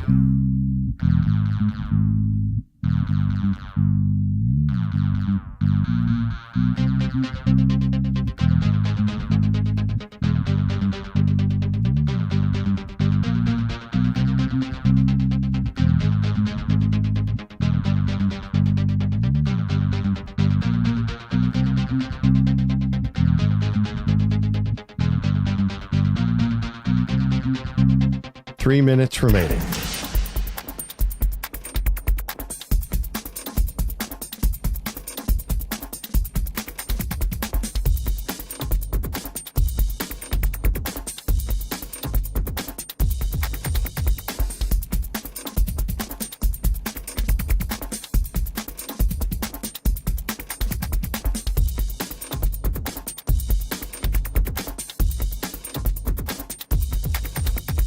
Two minutes, 30 seconds remaining.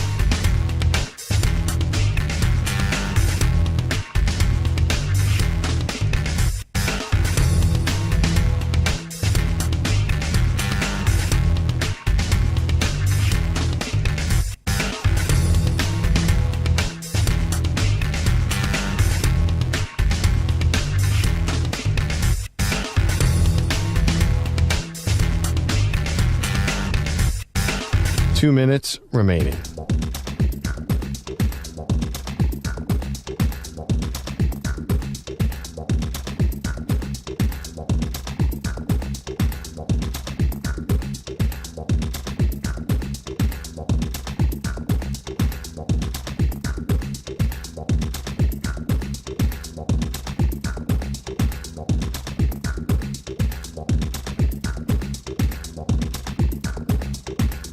One minute, 30 seconds remaining.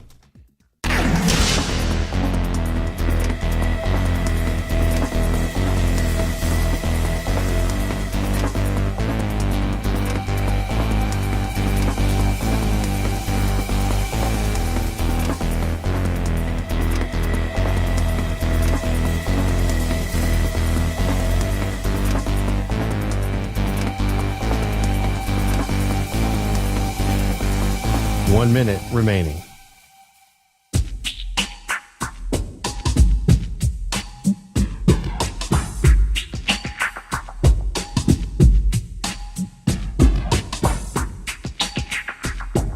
Forty-five seconds remaining.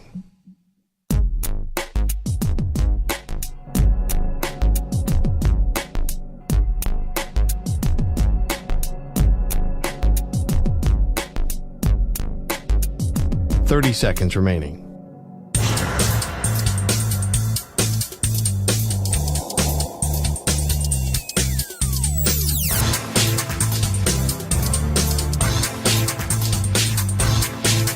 Fifteen seconds.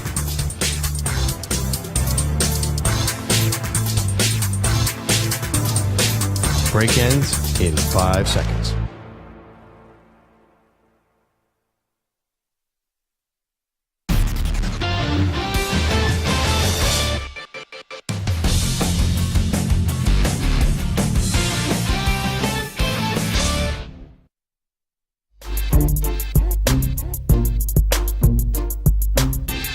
Now back to the Zach Gelb Show. Alrighty, Zach Gelb Show, CBS Sports Radio. I am going to issue my first top 10 mock draft of the NFL draft season for the year of 2024. What we will do from now until the draft, we'll start this off while I will give you my mock draft. We'll hit up like a Ryan Wilson. We'll hit up a Chris Trapasso. I do this every year and I love it. We will do a mock draft a few more times where we'll bring on a guest and they'll take like the odd picks in the top 10 and I'll take the even, and they'll make the pick, then I'll make the pick, and so forth until we get to 10, just to see what other people are thinking, and it's kind of a fun exercise. So, Samter, I guess I should go from number 1 to 10. This is not one of those things where I go 10 to 1. Just want to make sure that we're all on the same page. So, with the number 1 overall pick, Marvin Harrison Jr. It's the Chicago Bears taking Caleb Williams, quarterback out of USC. See, there I go again. I sound like Charlie Casserly. Quarterback. You got to know the quarterbacks, everybody. But I'm going Williams, number 1 out of USC to the Bears. I think there's a logical argument on why they should keep Justin Fields, and you get a king ransom offer again, and you just surround him with so many great players and put him like a good quarterback in a position to succeed where he then can be viewed as a great quarterback. But Caleb Williams is perceived to be a generational talent. And I think it's the first time since Mahomes has come into the league where you have like a Mahomes comparison. I think this is the strongest one. Like you heard it a little bit with Zach Wilson, farthest thing from the truth. You heard it a little bit with Jordan Love. Jordan Love has a chance to be a great player in this league. We saw the signs of it last year. But anytime someone gets compared to, oh, he could be like 10% or 15% or 20% or 60% of Patrick Mahomes, I usually say pump the brakes, which I did with Zach Wilson, which I did with Jordan Love. For Caleb Williams, I think it's the most logical one that has been thrown that way. I'm not saying he's going to be Mahomes, but you see the ability that he does have. So I have Caleb Williams going to the Bears at number 1. At number 2, I'm going to disagree with Daniel Jeremiah. I know that Daniel Jeremiah said there is a better chance than what we thought of Drake May going to the Washington Commanders. Until I am proven wrong here, I'm going to think that Daniels is the pick to the Commanders. I have Jaden Daniels going number 2 to Washington, and I hope that does not occur, but I think it's going to. Then I have my first trade. I do believe the Patriots can potentially trade the pick here. I know Daniel Jeremiah poo-pooed that. He said they're definitely taking a quarterback at 3. I believe the Vikings, after making the deal that they made today, already having 11, now getting the Texans 23, are going to be active. They're going to try to move up to pass the Giants. They do have the potential of the Cardinals or the Chargers just to get in front of the Giants, but I think they want one of the perceived top 3 quarterbacks. I'm going to say that the Vikings move up to 3, and they take Drake May. And this has been something that's starting to pick up steam because, like last week, I'm like, oh, the Vikings probably go get J.J. McCarthy. They have to move up a little bit, but maybe they end up getting J.J. McCarthy or they just stay at 11 and get Michael Penix Jr. Josh McCown was just brought in as the quarterback coach for the Minnesota Vikings. He was on the high school coaching staff where Drake May played high school football. So there is a relationship there. So I'm going to say that the Vikings move up to 3 and they end up getting Drake May. And I would not be happy with the trade back there for the Patriots because you're trading back to 11. I know you possibly get then 23 and a future first-round pick as well. All right, yeah, you get a bunch of first-round picks, but none of them are in that top 5 range, which I don't like. So I have May going to the Vikings at 3. The guy that I think is the best player in the draft, Marvin Harrison Jr., I have him going to the Arizona Cardinals in at number 4. At number 5, I think the Chargers are taking a wide receiver. I know they have Mike Williams no longer there. They just got rid of Keenan Allen as well. They drafted Quentin Johnston in the 20 range a year ago. I do believe they're taking a wide receiver. Now, in most mock drafts, they have Malik Neighbors going in front of Rome Odunze. I'm going to take Rome Odunze to the Chargers here to wrap out the top 5. So just to reset, Williams to the Bears, Daniels to the Commanders, May to the Vikings via trade, Harrison Jr.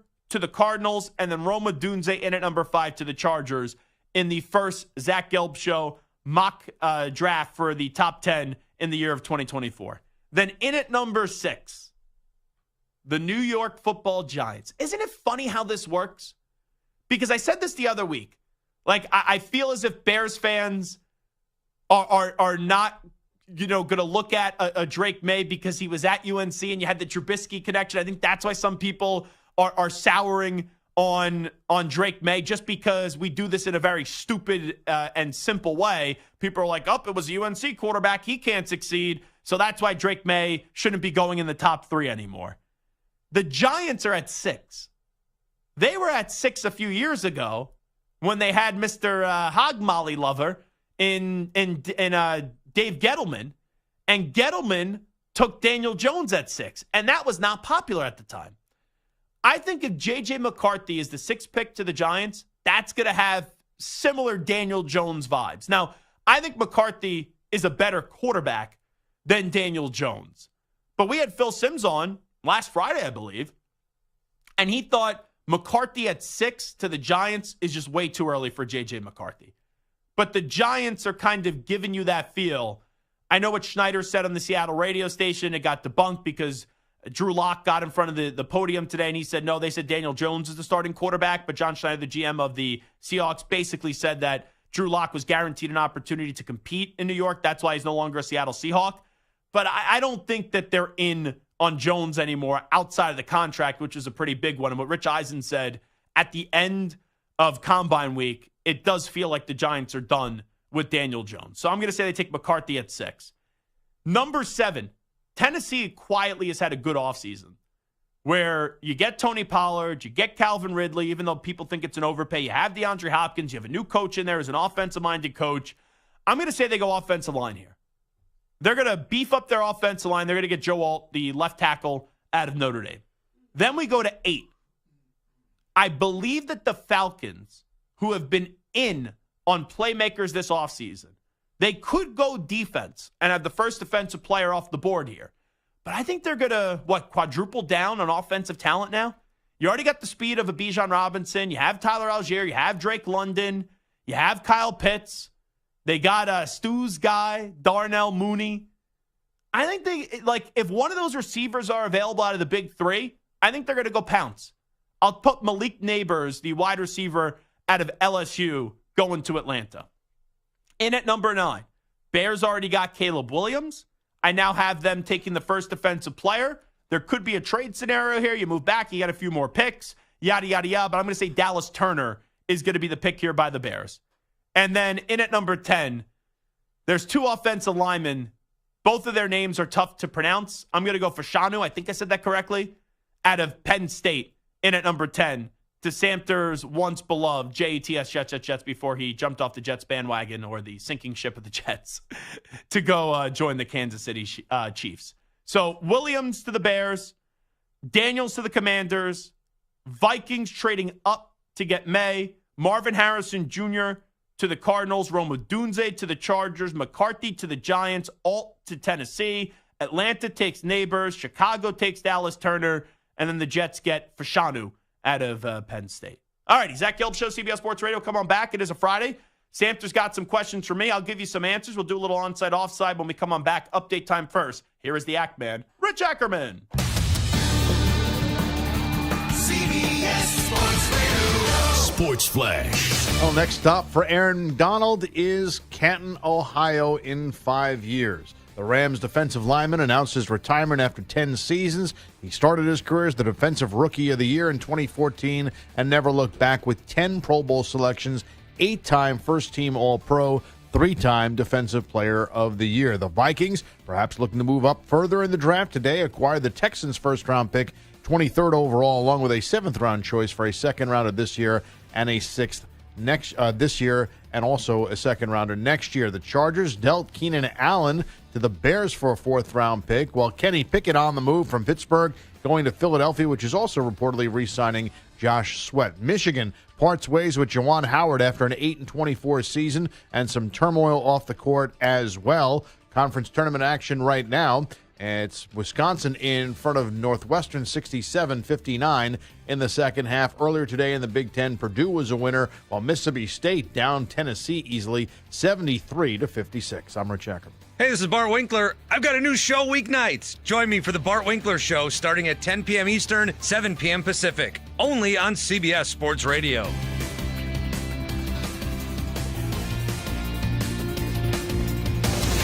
CBS Sports Radio.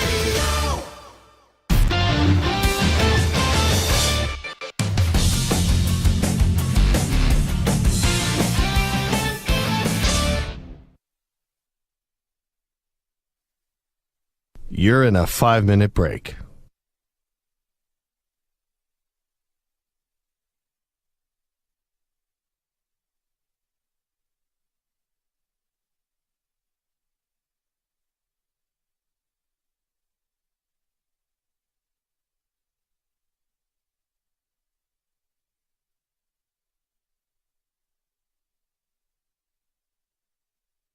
Four minutes, 30 seconds remaining.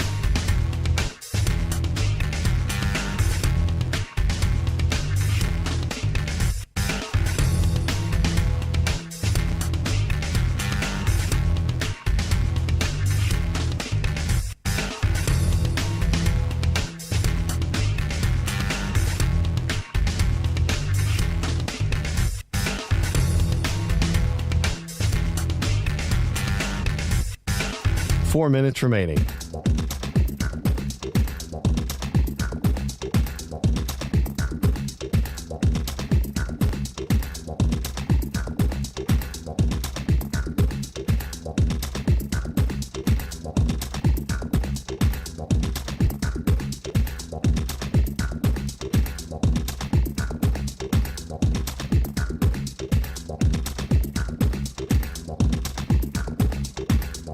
Three minutes, 30 seconds remaining.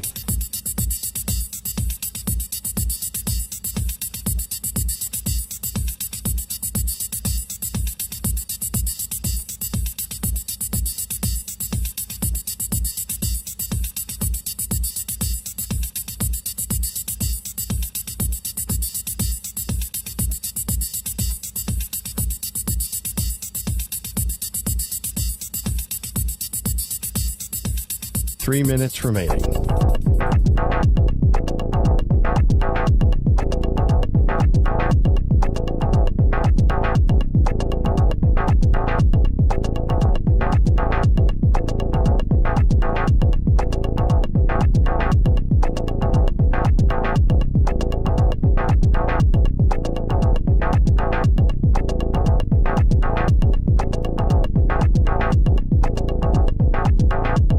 Two minutes, 30 seconds remaining.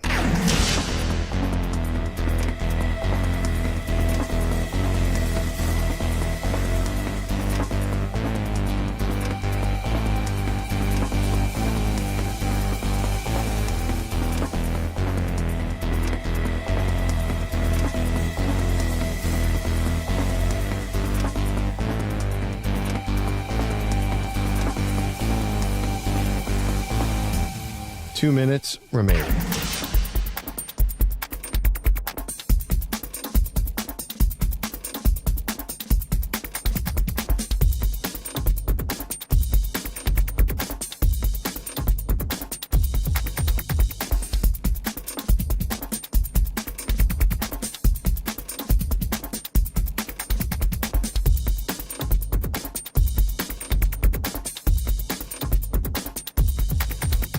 One minute, 30 seconds remaining.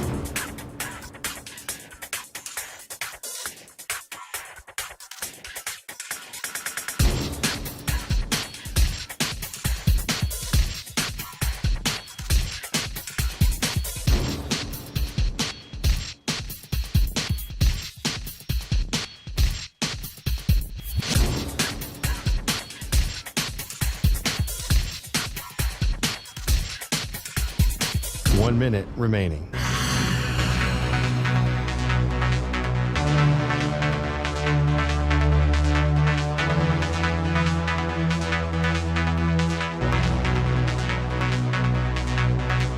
.45 seconds remaining.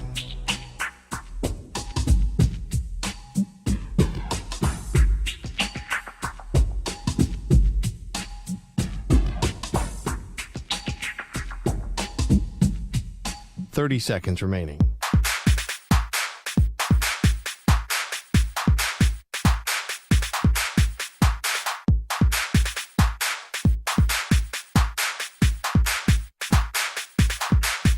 Fifteen seconds.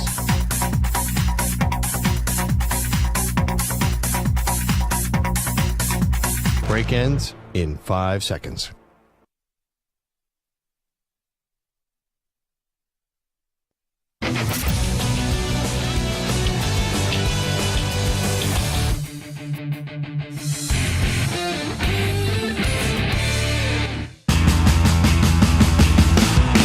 Zach's taking on the most polarizing issues in sports. Which side of the line of scrimmage will he end up on? Offside. Defense number 69. It's Onsides, Offsides with Zach Gelb on CBS Sports Radio. Omaha. Got a little audible here. Samter and Stu, do me a favor. I want you to have your phone in your hand. Because I just texted you something. I don't want you to look at it yet. Do not look at the actual text yet. I just got an onside offside question from a listener, which you can tweet me those if you want at Zach Gelb. I guess we'll start that now. Jameson in Milwaukee, who is a longtime listener to this show. He also runs a bunch of restaurants. I think he's sending us some cookies. I call them like gourmet cookies. He sent Hickey and I them once. They're to die for. They are some of the best cookies, if not the best cookie that I've ever had. He just tweeted me. He just opened up a few pizza shops. He said, onsides or offside, goat cheese on your pizza. Now, at first, you may hear goat cheese on a pizza. I don't know. Just sounds a little Take a look, Samter and Stu. Now, at your phone, I sent you the tweet that Jameson in Milwaukee did send me. Now, remember, before snobby Samter kicks in here, we are New Yorkers. Our understanding and standard for pizza is a little bit higher. But he just sent me a little bit of what looks like a goat cheese pizza. At first, I would have said offside, but after seeing the picture, I'm going to go onside here, and I'd be willing to try that goat cheese pizza. I will say onsides. The fact that you would have even considered going offsides to start, wow, disappoints me. Goat cheese on pizza is amazing. Like, listen, I love a good New York style, folded up in your hand, grease running off, slice of pizza. But you get like a good gourmet pizza with some goat cheese, right? You put on some prosciutto or maybe like some fresh tomatoes as opposed to, the tomato sauce. Oh, man. A goat cheese pizza is Tommy DeVito to die for. I am all for it. I am a big goat cheese on a pizza fan. Stu, you have some peculiar taste, I feel like. Yeah, I've never had it, but that looks incredible. I'm willing to try that. I think I'll have to try that at some point. By the way, yeah, don't want to accuse you of anything, Stu. Uh-oh. But no offense or anything, but I wasn't stalking your Instagram the other night, but your story was up. Were we seeing a little stony bologna stew the other night? No, the cookies, no. There were some cookies. There was some candy. Yeah. There was a lot of vibes that maybe Stu was chillaxing, let's just say. I could see that you could get it from that, but no, this was just a girlfriend seeing something on TikTok, and she wanted to try to make it. It was Lucky Charms, basically cookies. Gotcha. Yeah. Because you can see why Lucky Charm cookies. I didn't know exactly what it was, but it looked like a lot of candy and cookies. Yeah. Why I say maybe Stu's doing a little puff pass. So it'd be similar to like maybe, I don't know, a shopping cart with Doritos, double stuffed Oreo cookies. I fully admitted that. Oh, okay, good. That was a stoner bachelor party. My one friend Cole is literally getting married on 4/20. So yeah, 100%. Intentionally? Or was it just kind of turned out that way? No. Man, how much do I want to... I'm going to be like that one time Ted Johnson said, there's no way anyone's listening. And then Ted Johnson said something that was not so nice about Vince Wilfork's now ex-wife, and they were listening. I'm going to just assume that my friend and his soon-to-be wife is not listening. The soon-to-be wife gave the date to Cole, and then my buddy Cole was like, oh, you know what that date actually is. So it was unintentional, but yeah. Anywho, I knew that was going to come up eventually because I saw it earlier in the week with Stu, and we were talking about goat cheese on the pizza, and then Stu was talking about food, and I was like, wonder if Stu was really enjoying himself. Maybe made a little trip to the dispensary the other night. All righty, Santa, what do you got? So we're actually doing onside offside. We're just not playing the music and like talking about other stuff. I asked an onside offside question. Yeah. I just from Jameson in Milwaukee. I also have 6 other questions that I painstakingly broke my back typing out, researching, looking into. So dramatic. My carpal tunnel, my fingers, my arthritis, and here I am, and we hadn't even started it yet. Yeah. But all right, let's try. By the way, I'm going to cut you off one more time. A couple of these before the end of the segment. I'm going to cut you off one more time. Uh-oh. Billy Wolf in the chat says Stu is one of us. One of us. Stu shaking his head, adamant he was not participating in those activities. Stu is one of everybody. Stu is like the nicest, most likable person I've ever known. Stu should be the next program director around here. He should be the next president. Let's Forget hire about Stu. Samter Gelb. It should be Gelb Kovacs. Anyway, let's get to the actual onside-offside that we had planned for. The Cowboys lost Tony Pollard to the Jaguars and apparently missed out on Derrick Henry because, well, they never approached him.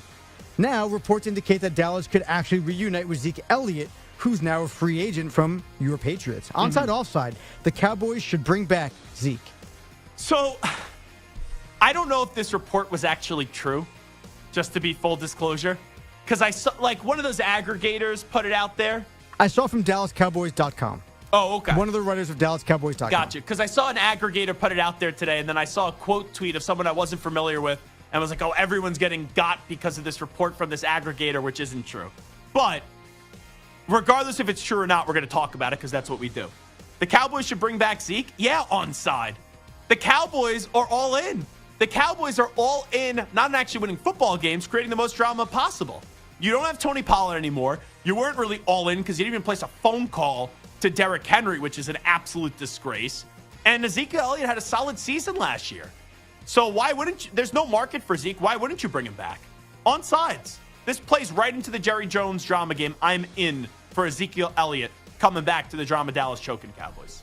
Right now, the starting running back is Deuce Vaughn, who I love, but I don't know if he could be a bell cow number Small one guy. Fella. Yeah, I don't know if he can carry 25 times I think a day. baby Gronk may be bigger than Deuce Vaughn. I'm bigger than Deuce Vaughn.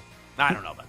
Now, after 10 Pro Bowls, 8 All-Pros, 3 Defensive Player of the Year awards, Aaron Donald announced his retirement from the NFL. The 32-year-old has 7 seasons, over 10 sacks, including 20 and a half back in 2018.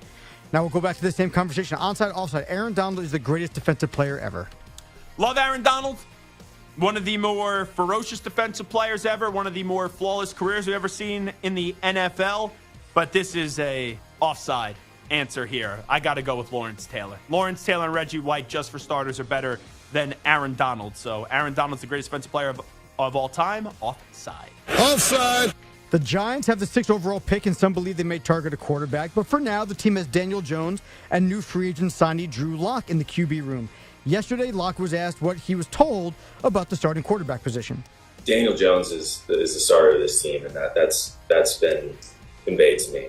Now I need to come in and push Daniel to be the best he can be, and that's the role that I've played for Gino. That's the role that I played for Teddy. That's the role that Brett Rippon played for me when I was the starter in Denver. I've had both sides of this. I've been the guy to push a starter, and I've been the starter that's being pushed by the backups. It's all about making that room as best it can be, and if we do that, sky's the limit for this team. Onside, offside, Drew Lock will win the starting job from Daniel Jones at some point in the season. Offside, because Drew Lock's going to be QB3. Because Daniel Jones is about to be QB2, because they're going to draft a quarterback at 6. Maybe Jones starts the year, and then shortly after that, they will go to the one and only J.J. McCarthy or Drake May, Michael Penix Jr., whoever they do take. But they're taking a quarterback at 6, and maybe they'll trade up now with the pressure of the Vikings potentially trading up, trying to jump the Giants as well. Could you maybe trade Jones somehow? I don't know, with that contract. And then Drew Lock starts week 1 when you wait for the other quarterback, I guess. But I think it's a long shot for Drew Lock to be the starting quarterback over Daniel Jones at the start of the season or even at some point this season. So I will go offside. Offside. After the Seahawks lost Lock to the Giants, they needed a new backup for Geno, and they added Sam Howell in the trade with the Commanders. Seahawks GM John Schneider spoke yesterday about why they made the move. Sam's a football player. I think that's the best way to describe it. This guy's that play quarterback. When you watch, and then everybody saw him play out here. He had a great day against us this past fall. But yeah, he's a quarterback, but he's really a football player. That's what I love about him. Really tough, young. He's 23 years old and has 18 starts. In the league already, and he's the same age as like Daniels from LSU and Rattler and Penix, and he's a year younger than Bo Nix, and so yeah, we're happy to get him in the mix, and Gino's the guy, and Sam will be backing him up. So onside, offside, Howell will beat out Gino for the starting job to start the season. Yeah. Okay. I will go offside to that. Geno Smith will be the starter week 1, but there will be at some point this season, whether it's injury or poor play or pedestrian play, that Sam Howell ends up starting for the Seattle Seahawks over Geno Smith. All right, now the Michigan Wolverines fired head coach Juwan Howard after 5 seasons in Ann Arbor, with the team sitting at just 8-24 this year. Now, Howard got off to a fast start at his alma mater, going 42-17 his first 2 seasons, but it's just 46-55 the past 3 years. So onside, offside, it is a mistake for programs to hire school legends as their head coach. You know what's crazy? I was actually at one of their 8 wins this season. Earlier in the year at Madison Square Garden, when they went up against the Red Storm of St. John's, the Johnnies, I was at that game, and Michigan did win. But I don't think it's a mistake for programs to hire legends as head coaches. I'll go offside. I know a lot of people will say, look how many coaches that played for their alma mater recently got fired. But the way this question was worded was not just basketball. It's a mistake for programs to hire schools, legends as head coaches. Michigan hired a very popular former football player in Jim Harbaugh. It didn't look like it was working out well. He restored and then couldn't get them over the hump, and then did get them over the hump. So it worked for the football team long term. It didn't work long term for the basketball team. So I will go offside. I think it's a case-by-case basis. I do not think it's a mistake for programs to hire legends as head coaches. Offside. It does make it tough. It does make it uncomfortable when you want to move on, but that's the risk. Usually you take a job in college and at one point you're going to get fired. We'll try to sneak in one more. For the second time in 3 years, former number 1 overall pick Ben Simmons will undergo back surgery. The 3-time All-Star played in just 15 games this year and has missed 173 games over the past 3 seasons. It's not a waste of time. Onside, offside, Ben Simmons will never play another game in the NBA. Can I protest this question? We're really no, wasting you can't. time you have a talking job. about Ben Simmons. You have a job to do. You Big cannot protest. baby Ben. Ben Simmons will never play another game in the NBA. Onsides. I'm done. Do you, I've been do you done with believe Ben that? Simmons. You just hope that to be true. Both. All the above. Man, you're mean. No, I'm just protesting. That guy is such a jerk, too. He's so arrogant. When I covered him in Philadelphia, he was absolutely insufferable in that locker room, and he thinks his you-know-what doesn't stink.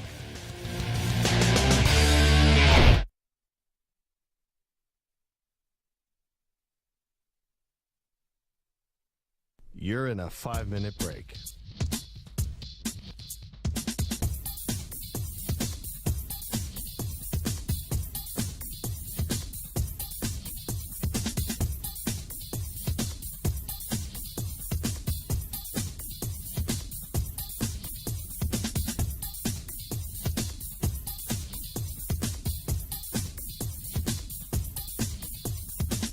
Four minutes, 30 seconds remaining.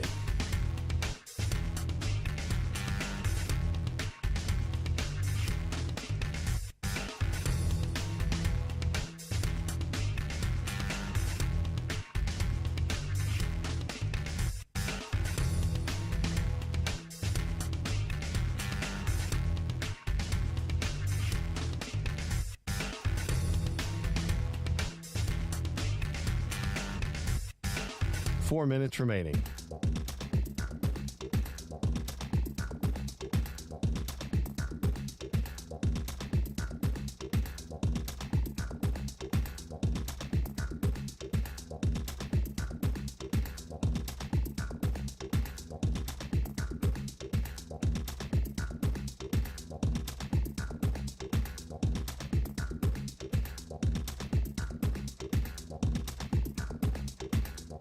Three minutes, 30 seconds remaining.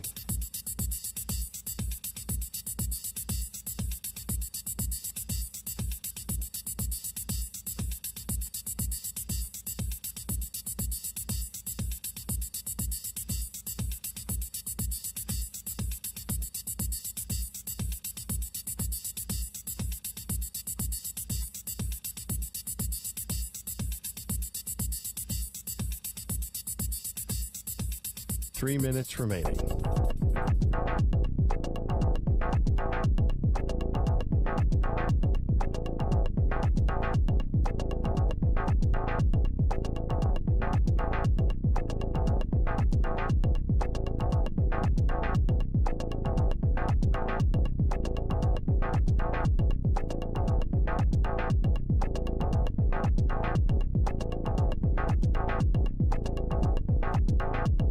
Two minutes, 30 seconds remaining.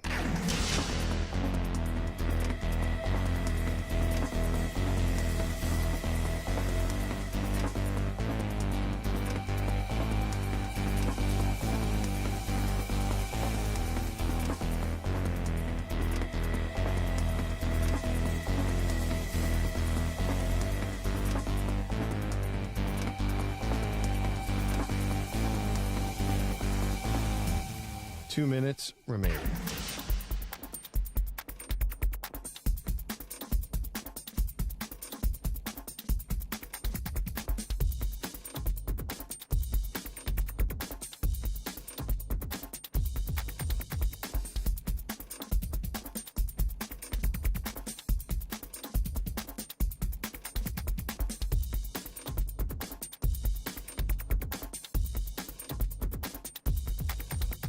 One minute, 30 seconds remaining.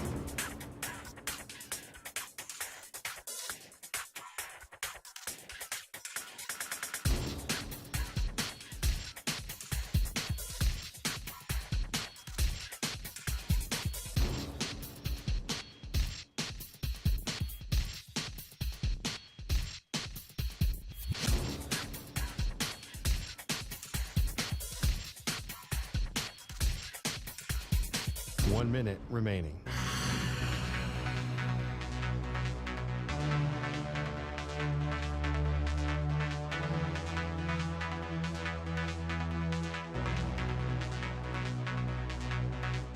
Forty-five seconds remaining.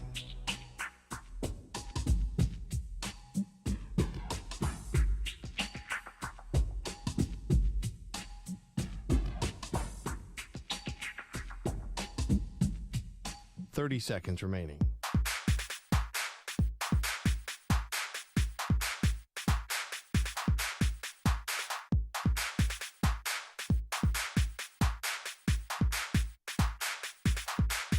Fifteen seconds.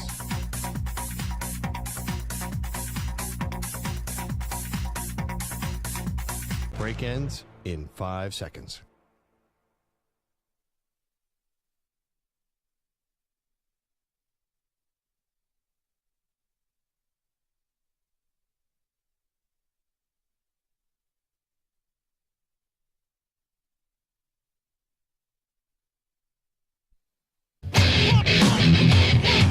He's live. He's nationwide on CBS Sports Radio. This is the Zach Gelb Show.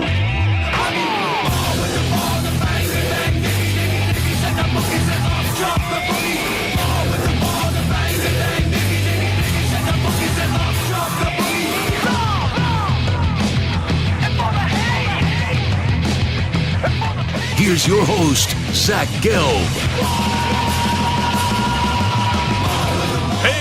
Go. Hour number 3 of our radio program. That's right. It is the Zach Gelb Show on CBS Sports Radio. The NFL is always hot this time of the year. We got trades, and more trades. These NFL teams are like Oprah Winfrey during the Christmas time of the year. Where it's like, you get a trade, you get a trade, you get a trade, you get a trade. You had the Pittsburgh Steelers trading Kenny Pickett to the Philadelphia Eagles. Basically, Sam to say that when you look at Minnesota, they're trying to get to 2 or 3. If they don't get to 2 or 3, then the Cardinals and Chargers are the next team that are going to get called. And I go to the Chargers because I do feel as if the Cardinals should take Marvin Harrison Jr. Give Kyler Murray a chance. Go get him a bona fide number 1 wide receiver. But the Chargers at 5, I think we had an idea of what the Chargers were going to be this year. And what most of our idea was, it's different than what the reality is going to be. The Chargers were in cap hell. And I know I'm someone that says, oh, the salary cap, you can move around numbers and things like that. Ultimately, you do have to get rid of some players. So they elected to get rid of Keenan Allen, who's still a very productive wide receiver, but there's a lot of wear and tear on that body, and he's getting up there in age. Mike Williams has been in the NFL longer than you think, and unfortunately, he's such a good wide receiver, but his problem is he can't stay healthy. So what the Chargers have done this offseason is you had stalwart names there for a while of an Austin Eckler, you had a Keenan Allen, you had a Mike Williams, and they said goodbye, goodbye, goodbye. They shipped off Keenan Allen to the Chicago Bears. The Bears getting ready to be primed to go take Caleb Williams and put him in a great position to succeed with not only Keenan Allen, but you have DJ Moore. In addition to that, you get DeAndre Swift, the running back who came over from Philadelphia to Chicago. So they're getting set to put their young quarterback in a position to succeed with Caleb Williams. But the Chargers are sitting there now at 5. And I think we could easily say, oh, and I said it, Malik Neighbors or Roma Dunze. Welcome to the Chargers. But I can see the Chargers in year one treating this as a culture year and a wash year where, sure, we think they'll get right back with Jim Harbaugh to looking like the team that not only made the playoffs a few years ago, 2 years ago, but improving off of that. But there are ways to improve. There's ways to change the outlook of your franchise in year one and still maybe not have the results all add up on the field. And that's what you could have happen here with the Chargers. Where, sure, Chargers stay at 5. A Dunze or Neighbors, that should be the pick.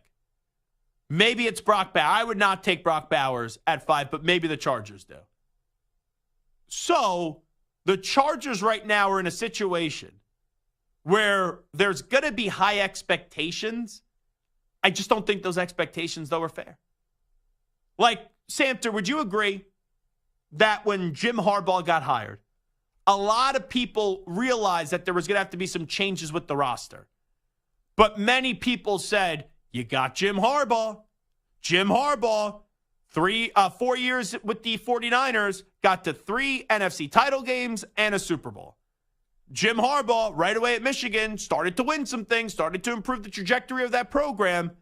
Like, on the surface, Harbaugh and Herbert, you would think, would be in contention for a playoff spot. They may be. But in all likelihood, the chances of them making the playoffs this year are more unlikely rather than likely. And that's coming from maybe the biggest Jim Harbaugh supporter on national radio.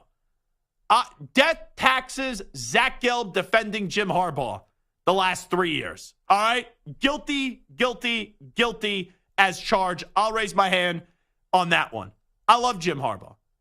But I feel like this is going to be a transitional year for the Chargers. And the Chargers now, bringing in the new GM from the Ravens with Telesco going to the Raiders after they fired Telesco, they got to hit on these draft picks. These next 2 drafts are enormous because you have the quarterback, you're paying the quarterback, but now you've had to facelift your offense and your team with getting rid of Eckler, and it was time. Getting rid of Keenan Allen, it was time. Getting rid of Mike Williams, it was time. And I guess they're keeping Khalil Mack and Joey Bosa, but maybe that gets revisited in a year from now. So this scenario with the Chargers, they really got to hit it out of the park the next 2 years in the draft. And this is one thing you know. Jim Harbaugh does an incredible job in developing players. And Jim Harbaugh is more of your traditional football mind. In year one, I would have said right when it happened, make the playoffs and it's a success. I just don't think now it's very likely, especially with how loaded the AFC, like in the NFC, hey, you go 9-8, you make the playoffs. But in the AFC East, you got the Bills, you got the Dolphins, you got the Jets with Rodgers coming back. The AFC North, all 4 of those teams can make the playoffs. Steelers just did a year ago. The Browns, we'll see what Watson can do. They were just in the postseason. The Ravens, were the number one seed in the AFC. The Bengals get back. Joe Burrow in the AFC South quietly becoming a fun, intriguing division. The Texans are a stud of a team. The Jaguars, let's see if they bounce back with Trevor Lawrence and Doug Peterson. The Colts almost made the playoffs last year without their starting quarterback. AFC West, though, it's kind of like, The AFC West feels like the AFC East when the Patriots had their reign. The Chiefs have their act together. That's for damn sure. That's the hot take of the day, folks. The Chiefs have their damn act together. The Chiefs are the standard. The Broncos don't have a damn clue. The Broncos right now don't know the difference from their elbow to their tuchus, if we're being fair. All right? They have no direction. And I'm out on Sean Payton, too. I can't stand him. I think he's just become insufferable. The Raiders, I want the Raiders to be good. I want the Raiders to be good for the mental health of Stuart Kovacs. I don't like when Stu looks unhappy. I don't. It annoys me. I want my team to be positive. I want my team to be happy. Stu has Max Crosby. Makes him happy. Stu has Devontae Adams. Makes him happy. Stu has Christian Wilkins. Makes him happy. Stu has Gardner Minshew and Aiden O'Connell. Gardner Minshew is a gamer. You ain't winning anything, though, with Gardner Minshew. They got to get a quarterback, okay? They need to get a quarterback. But the Raiders have a positive outlook for the first time in the longest time because Antonio Pierce did a good job towards the end of last season taking over for Josh McDaniels. However, what is the Josh McDaniels tax there? Because you could have put Samter in front of that team and the locker room culture would have been better than it was with Josh McDaniels. I'm not taking anything away from Antonio Pierce, but was it the honeymoon stage? And when does that kind of fade away? And then we see how good the Raiders can actually be. You got to ultimately find a quarterback. The Chargers are still the team long-term in the AFC West that have the best chance in that division to try to take the cape away a little bit from the Kansas City Chiefs. Just what I'm saying is, and I hate to use a cliche here, but I'm going to use one anyway. Rome wasn't built in one day. So anyone thinking that the Chargers are going to be built in one day just because you get Jim Harbaugh, you're foolish. Look how long at Michigan, he took a big step. But to really get Michigan going, look how long that did take. Now, sometimes you get more patience in college than you do the NFL, especially now. This is the most impatient I've ever seen the NFL. You know, I used to think coaches, when they're taking over a program that doesn't really have a lot of sustained success in the past, like not one of those teams that you're in the playoffs and then you fire the coach because they can't get you over the hump in the playoffs, but I'm talking about a team that's usually on the outside of the playoffs than inside the playoffs. Usually I say year one a wash, year two improve, and then year three go contend. Coaches don't get 3 years anymore. And you know what we're also seeing, Santer? And this is not a Herbert point. This is just a general point because I believe in Herbert. Quarterbacks, when you get drafted now, because of how important that rookie contract is, quarterbacks now aren't getting as many years as they used to get. We've seen a lot of teams, whether they don't give the extension or they do give the extension, move on from those quarterbacks shortly after that. And that's quarterback and head coach, two most important positions in the NFL. Two most talked about positions in the NFL. When you get your opportunity, you better be damn ready. Because not everyone's like Green Bay that's like, oh, we're going to take Rodgers, sit him. We're going to take Love, sit him. They usually throw those quarterbacks to the wolves very quickly. Coaches now, the clock starts to tick right away. And you have a bad year one, you could get fired. Usually you'll get year two, but then you go into year two with the coach being on the hot seat if year one is that dreadful. Now, Harbaugh gets the benefit of the doubt because of what he's done. And I believe in Jim Harbaugh. I think Jim Harbaugh is going to get the best out of Justin Herbert. But what I'm saying here, Samter, is I just don't think it's fair to expect this team for next year to be a 10 or 11 win team when you just got rid of two wide receivers, you got rid of your running back, and you could only do so much in the draft where it's okay, what helps you for this year and what builds you for the future too, with trades and moving back and things like that. So the Chargers this year, even if they only win like 7 or 8 games, I think some people will be like, oh, that's negative, because Harbaugh's there, that's a wasted year, blah, blah, blah. It may not actually be, though, a wasted year because the Chargers had a huge locker room problem with that guy, Brandon Staley, who was not qualified to be an NFL head coach. Just the one thing I'll say, though, is, all right, in 2006, when Harbaugh took over Stanford in 2007, they went from 1-11 to 4-8. Yeah. All right. Michigan, he took over a 5-7 team, went 10-3 the next year. With the 49ers in 2010, took over a 6-10 team, went 13-3. Big jump. Every single time Jim Harbaugh takes over a team, they have an immediate jump forward. And that was the expectation with the Chargers. With these moves that we're talking about, like, if he makes any jump forward, it's just Jim Harbaugh is amazing. But it's hard to think that with Josh Palmer and Quentin Johnson as your 1-2, with Gus Edwards as your starting running back, you lost Eric Kendricks, Joey Bosa's getting older and he's never healthy. Obviously, Khalil Mack's getting older. Derwin James is never healthy. It's hard to imagine. We remember like 2-3 years ago when they signed J.C. Jackson. They had Khalil Mack and Asante Samuel Jr. J.C. Jackson. Yeah, and like Austin Eckler, and they brought in all these guys. Mm-hmm. And you're like, man, this team, and Derwin James, and Keenan Allen, Mike Williams, this team is going to be so good for the talent. And they just never lived up to it. All that talent is, for the most part, gone. I mean, 90% of the guys that we were talking about are gone or they failed. Mm-hmm. And also, let's be real here. Joey Bosa and Khalil Mack are back for next year. I think after that, both of them are going to be gone. Like, Khalil Mack's a free agent in 2025. Joey Bosa had a dead cap hit for 2024 of $30 million. He has 2 years left of the contract, this year and next year. Next year, the dead cap hit is at $7.6 million. So you're setting up the stage for probably this to be Khalil Mack's final season with the Chargers. And then this is probably also Joey Bosa's final season with the Chargers, too.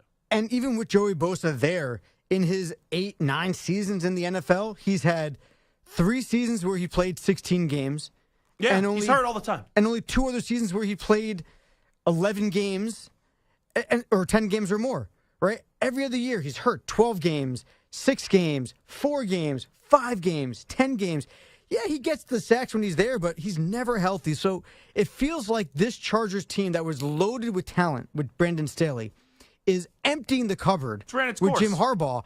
And it makes you wonder, listen, I have high expectations because I think that Jim Harbaugh does something to a culture, and the details that he just brings in, and his approach and his style and his thinking and the way he just prepares players for the game is second to none. But even with him, get to the take here. Come on, you're about to get a take. There's no talent, and the talent that's there never plays. Herbert's talent. They're finished. To me, I still think that they might finish last in this division. Oh, there's no talent outside of the quarterback. They have more talent though than the Broncos. Do they? The Broncos have Patrick Surtain. That's it. The Chargers have Justin Herbert. Even if you want to say that's it, I'd take the quarterback over the corner any day. I mean, it's. I could be a little right, bit down. It's close. You could be. No, it's not. It's close. It's really man. not. And the also, Chargers have nobody. And people will believe in Jim Harbaugh. I bet you there's already people in that Broncos locker room that are like, this Sean Payton fella. Do we really trust him still, even though he's considered a legendary coach? Listen, I love them. I love Jim Harbaugh. Sean Payton has more Super Bowl victories than he does. Sure. Jim Harbaugh also coached 4 years in the NFL. Sean Payton has been in the NFL for over a decade. I'm just saying, like, if you look at the talent levels of those two teams, the Chargers are not significantly better than the Broncos. They have a quarterback, so that makes them better. Anyway, it is Zach Gelb Show on CBS Sports Radio. We'll take a break. We'll come on back with a little news brief. You're in a 5-minute break.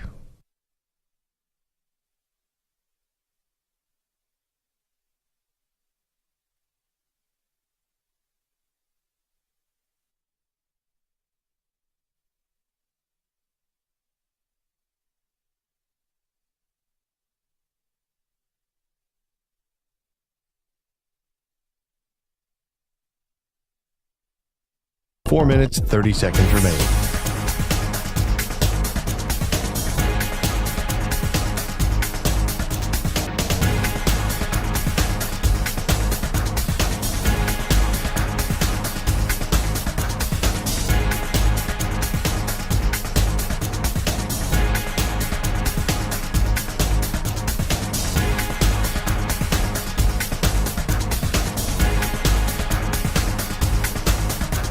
4 minutes remaining.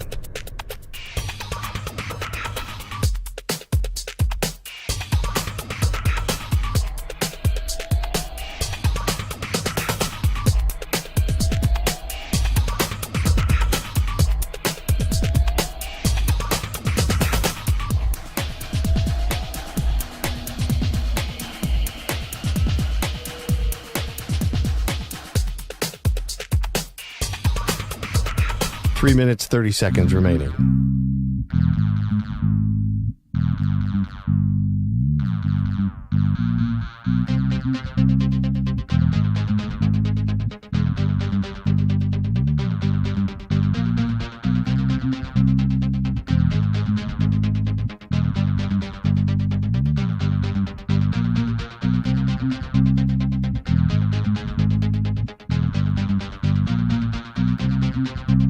Three minutes remaining.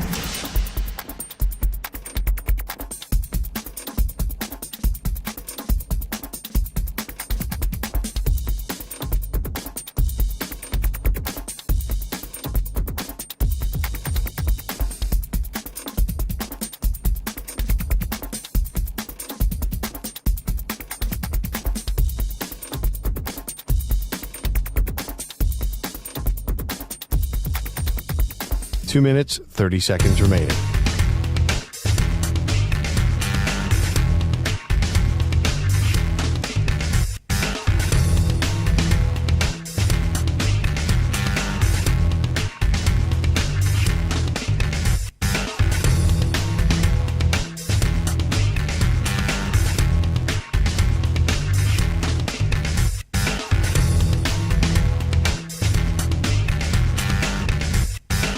Two minutes remaining.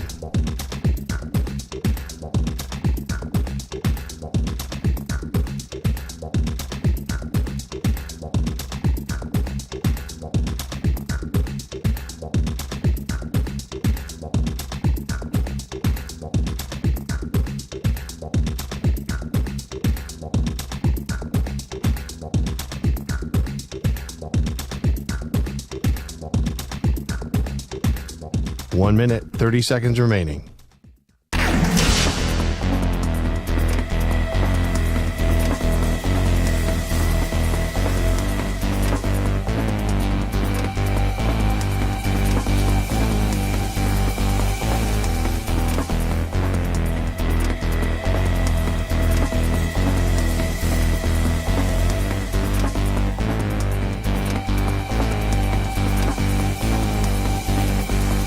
One minute remaining.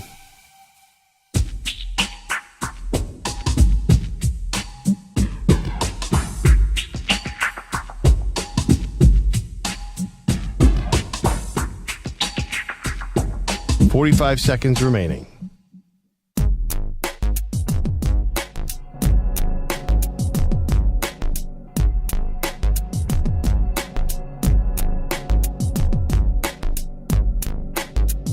Thirty seconds remaining.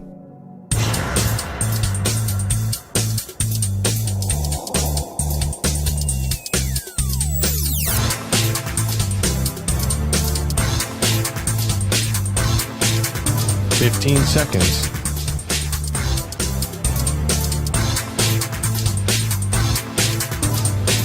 Break ends in 5 seconds.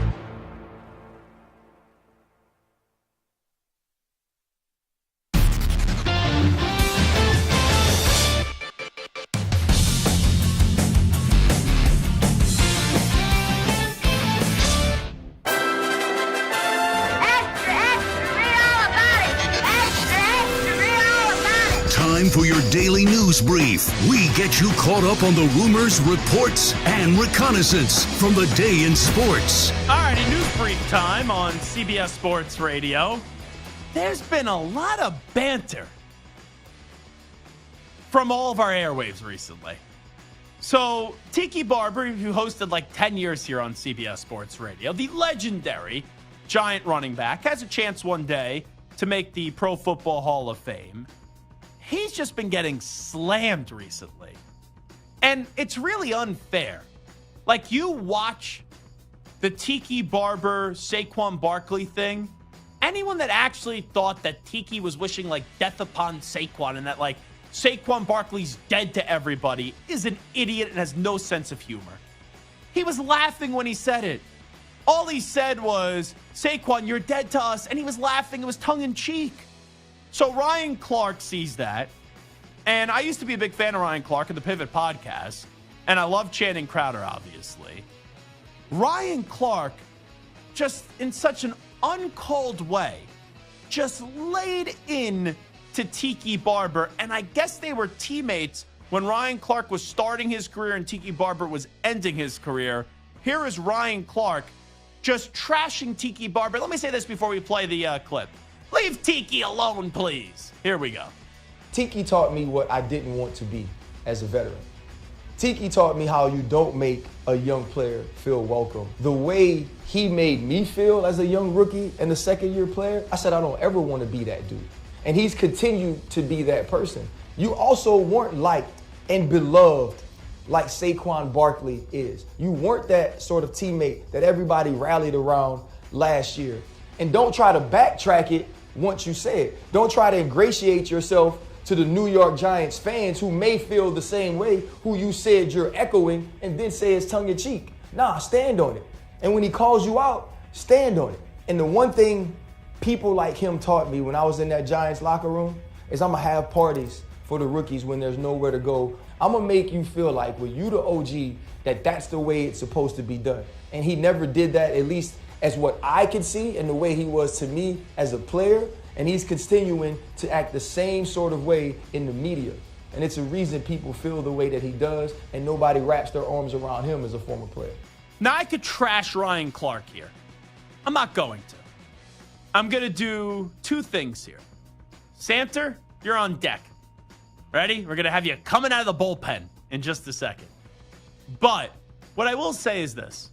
I've known Tiki Barber now for over 10 years.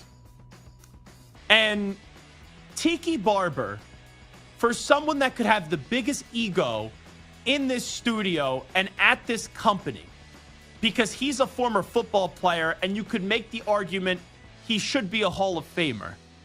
You would never know, like if I didn't know what Tiki did before coming to radio, you would never know that Tiki Barber was this big successful football star.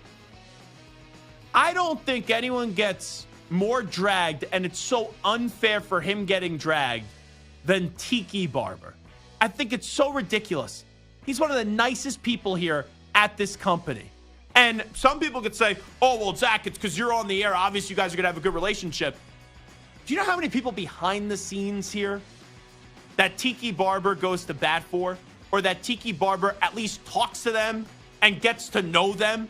There's a lot of radio talent in this company and in this building that people like are afraid to look them in the eyes. And they haven't accomplished anything close to what Tiki Barber has accomplished. So Ryan Clark, some practice squad player. I know Ryan Clark had a very good career, but you were some practice squad player pretty much in New York. What was really your perception of Tiki Barber? You're a defensive player, he's an offensive player. I think it's a bunch of bull crap. Now, Samter, here's what I fear. Samter and Tiki are very close. You guys worked together for how many years? About 10. 10. And I know that Tiki's been very good to you. So if I open up the door too much, I think the show music may start playing at 5:55 and we may miss Axe Update. Anyway, so what I'm going to do here, I'm going to put you on a minute timer. I may give you some extra time. See, I'm learning things soccer. Little soccer reference there, boys. I may give you 90 seconds if the first minute is like really good. But I want no more than 90 seconds. Tell me when you're ready. You good to go? Sure. 3, 2, 1, Samter. Listen, I'm not going to lose it on Ryan Clark. Every guy has their experience. It's weird that he would go on the air and just trash Tiki for Tiki's tongue-in-cheek comments about Saquon. But whatever. You're right. I've known Tiki for a while. He's a good dude. There's been a lot of guys who've come on my show since I was producing Tiki who have loved Tiki. You know who loved him the most? His offensive linemen. Hutchinson, Snee, Deal.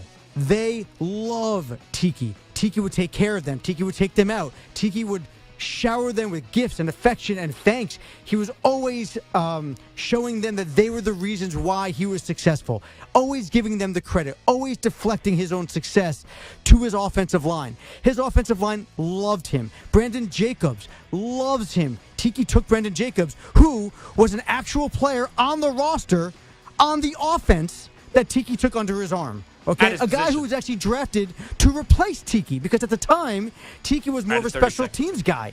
Okay, so Tiki took on this guy who was supposed to replace him and took him under his wing and just led him through. It's not a running back's responsibility to take a safety on the practice squad under his wing. So Ryan Clark, I get what you're saying, that you didn't feel that warmth from Tiki, but that's not Tiki's job. You're on the defensive end, he's on the offensive side. From the personal standpoint, I've seen Tiki come in through here. Interns, behind-the-scenes producers. I'm giving you 15 more seconds, but wrap it up, Shorty. Guys that you will never see in the industry ever again. Remembers their birthdays, takes them out to lunch, dinner, remembers their names. People whose names I don't remember. Tiki remembers their birthdays, takes them out.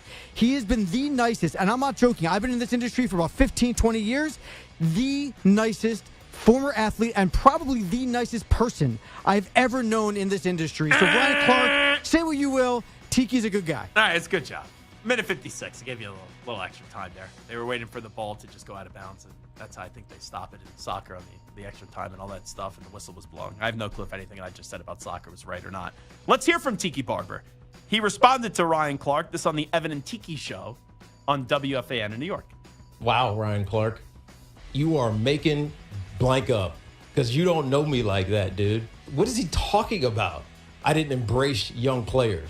Ask Brandon Jacobs if I embraced him. Now that he's the big wig at ESPN, he thinks he can just take shots and his word is gospel. He's making a story that fits his agenda, and he doesn't know me well enough to talk about me. So shut the hell up, Ryan Clark. Ooh. Please. You sound like a fool. If you think it's cool and trendy to make me the bad guy because it makes you cooler and trendier, by all means, shoot away, Ryan. He's uninformed. He doesn't know me like that.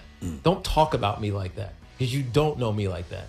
You don't know my relationships with my team, my former teammates, the organization. But you act like you know. You speak in a nice, calm, controlled way and give this like perfect troll job, not even troll job, but kill job of me. And it's not true. It's an opportunistic shot that he's taking because he thinks that he's going to gain advantage by being a jackass to me. Ooh. Congratulations, Ryan. Good luck in your career as well. I love the word of the usage of jackass right there. It's a great job by the great Tiki Barber. And Tiki doesn't usually let this stuff get to him. Like, this has been a dude that has been slandered beyond belief. I've never heard Tiki that fired up. Let's go to Stephen Jones on the lack of success for the drama Dallas choking Cowboys in the playoffs. No, it's frustrating for us as well. I mean, it's something, whether it be Jerry, whether it be myself, whether it be Will, the coaching staff, the organization, our family. I mean, those are all things that, no one wants it more than we want it. And I know our fans want it. And certainly it's very understanding that there's frustration. And until we go do something about it, we can go win 12 games again next year, but everybody's going to be looking at, what are you going to do in the playoffs? And we understand that's where the bar is. That's where the bar should be. He's not wrong. I don't care if the Cowboys win 14 games in the regular season. I ain't going to get delirious about them until they actually do something in the postseason. So he understands what the perception is about his franchise in Stephen Jones. Let's go to RFK Jr., this courtesy of Fox News. 6 years ago when I got here to CBS Sports Radio, I never thought I'd have to credit Fox News for an RFK Jr. cut talking about why he would want Aaron Rodgers to be the next vice president of the United States of America. Are we testing 1, 2, 3? Testing 1, 2, 3. This microphone's on. This is the year of 2024. I guess it is. Go ahead. I really like Aaron because our appeal is to young people. We're trying to make sure that young people are participating in the political process, that they have hope for America. We want somebody young who's going to look out for that generation. Mm-hmm. Aaron Rodgers is battle-tested. He's stood up. He's been hammered by the press, stood up for things we believed in. I like that part of his character. That is nails on a chalkboard, that voice. I don't think he'd be president. I don't want to make any political statements here because I'm not a very political guy. He's not going to be president of the United States anyway, but just by hearing the voice, I don't think he could be president of the United States. I'm sure that will offend some people, whatever. It is what it is. Let's hear Rick Pitino. You got St. John's and UConn getting underway, semifinals of the Big East tournament. I was at the Big East tournament last night. Saw Marquette had a thrilling overtime victory. Shot was waved off in regulation after we thought it was good, and Marquette won it at the buzzer. Then they covered the spread. Thank you very much. Had a -4.5 in the extra session.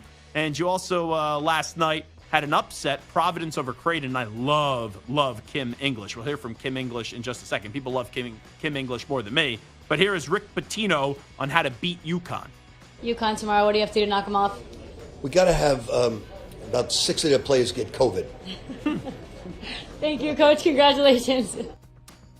That's via SNY, Nikki Lattarulo. I think if that joke was made 2-3 years ago, Rick Pitino may have been fired. Now I feel like people aren't going to get on Rick Pitino for that one. So this final cut we'll play for you. It is the most awkward moment I've ever been involved in. So let me take you behind the scenes. Last night, I get out of here at 6 o'clock. I take a 10-minute subway ride. I walk into Madison Square Garden no later than 6:15, 6:20 after getting the credential, going through security and all that. I go into the media room. I sit down. They had a buffet. I got some green beans. I got some grilled chicken. I had some pasta as well and a salad. I'm sitting at a table by myself, all by myself. And this reporter sits down. And this lady had like a big bag of makeup and a bunch of papers like in the makeup bag. Gave me hoarder vibes, if I'm being honest. She sits down, doesn't even say hello.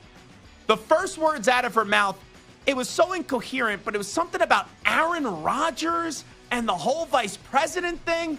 And I'm sitting there saying, cut your chicken faster, all right? Get the pasta, get the chicken, get the green beans, shove them down your throat, and get the heck out of there. Because it was just rambling and rambling and rambling from this lady. Didn't get her name, had no clue who she was. This same lady, after the Providence game, walks into the press conference room. I'm sitting front row. She comes in with her phone obviously recording, the flash on, sits right behind me, and then proceeds to ask Kim English, the coach of Providence, this question. Hey, Coach, so you are trending on Black Twitter. The exact Twitter. Come on, Black Twitter. They like your statement. Okay. And so they're wanting to know who this, what's his marital status. I think that's her first marital status question in tournament history. The exact question is, do you fall single or in the house?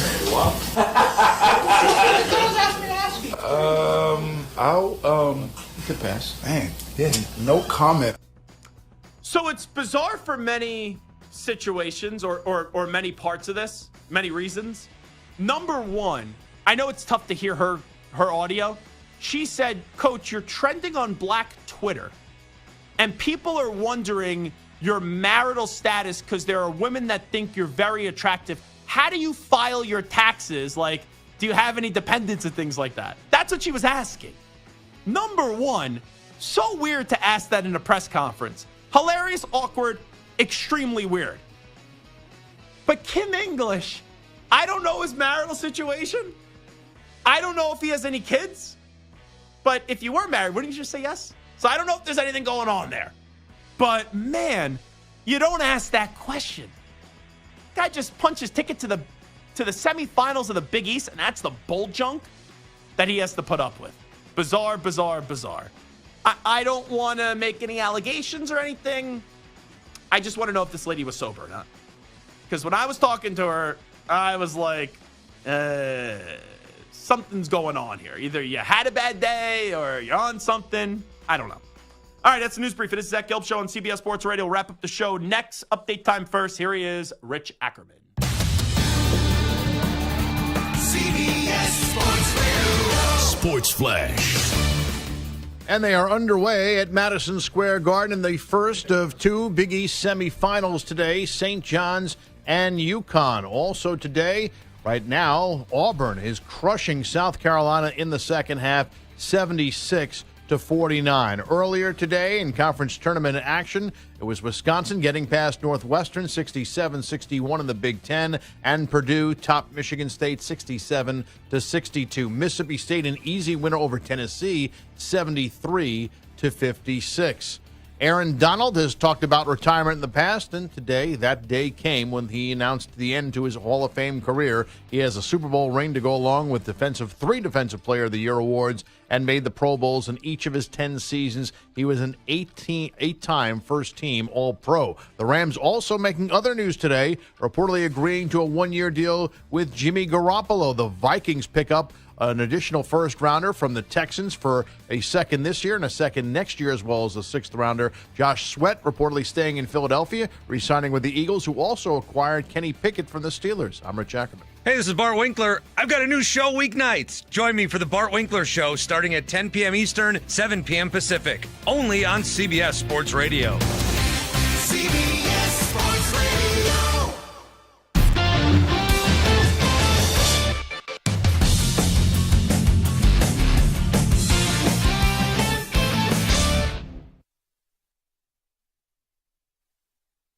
You're in a 5-minute break.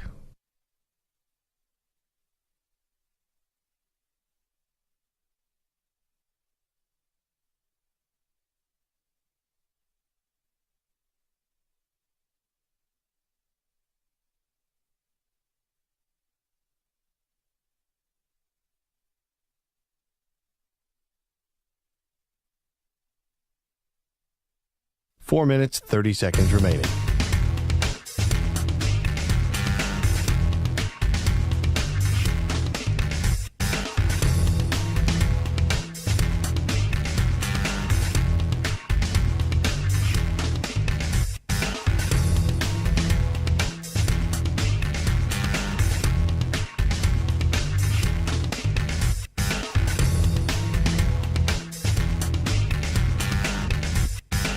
Four minutes remaining.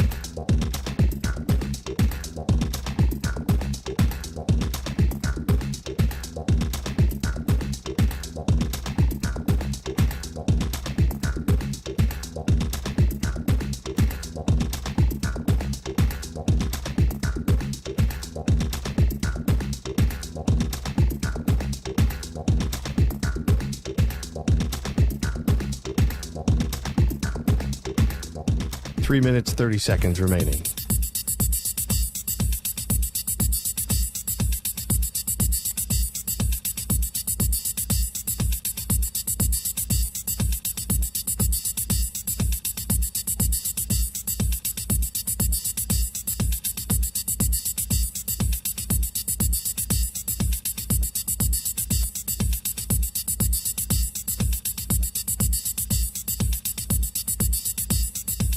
Three minutes remaining.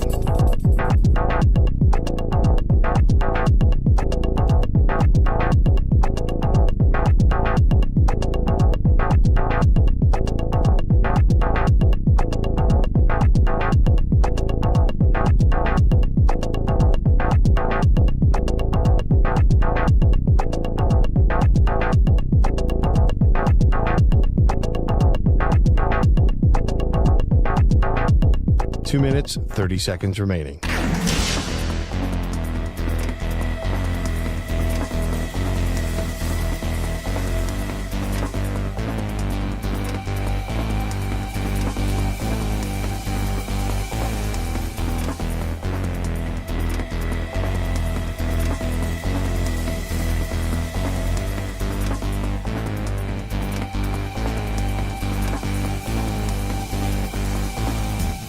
Two minutes remaining.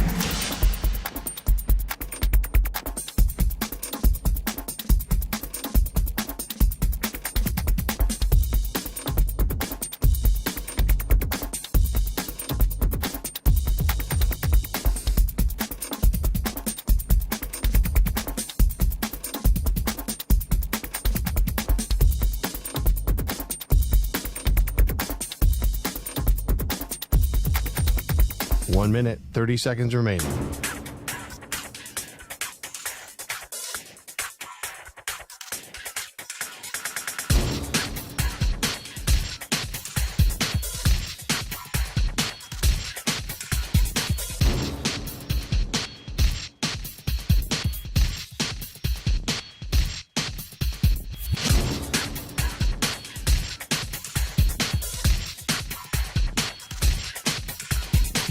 1 minute remaining.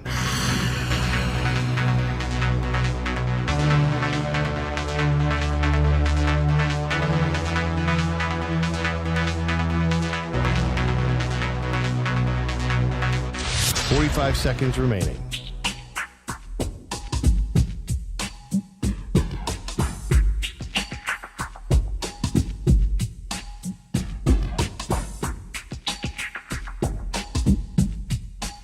Seconds remaining.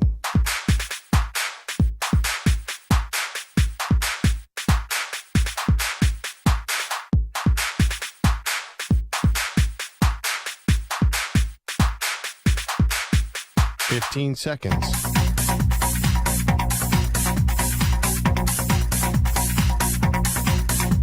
Break ends in 5 seconds.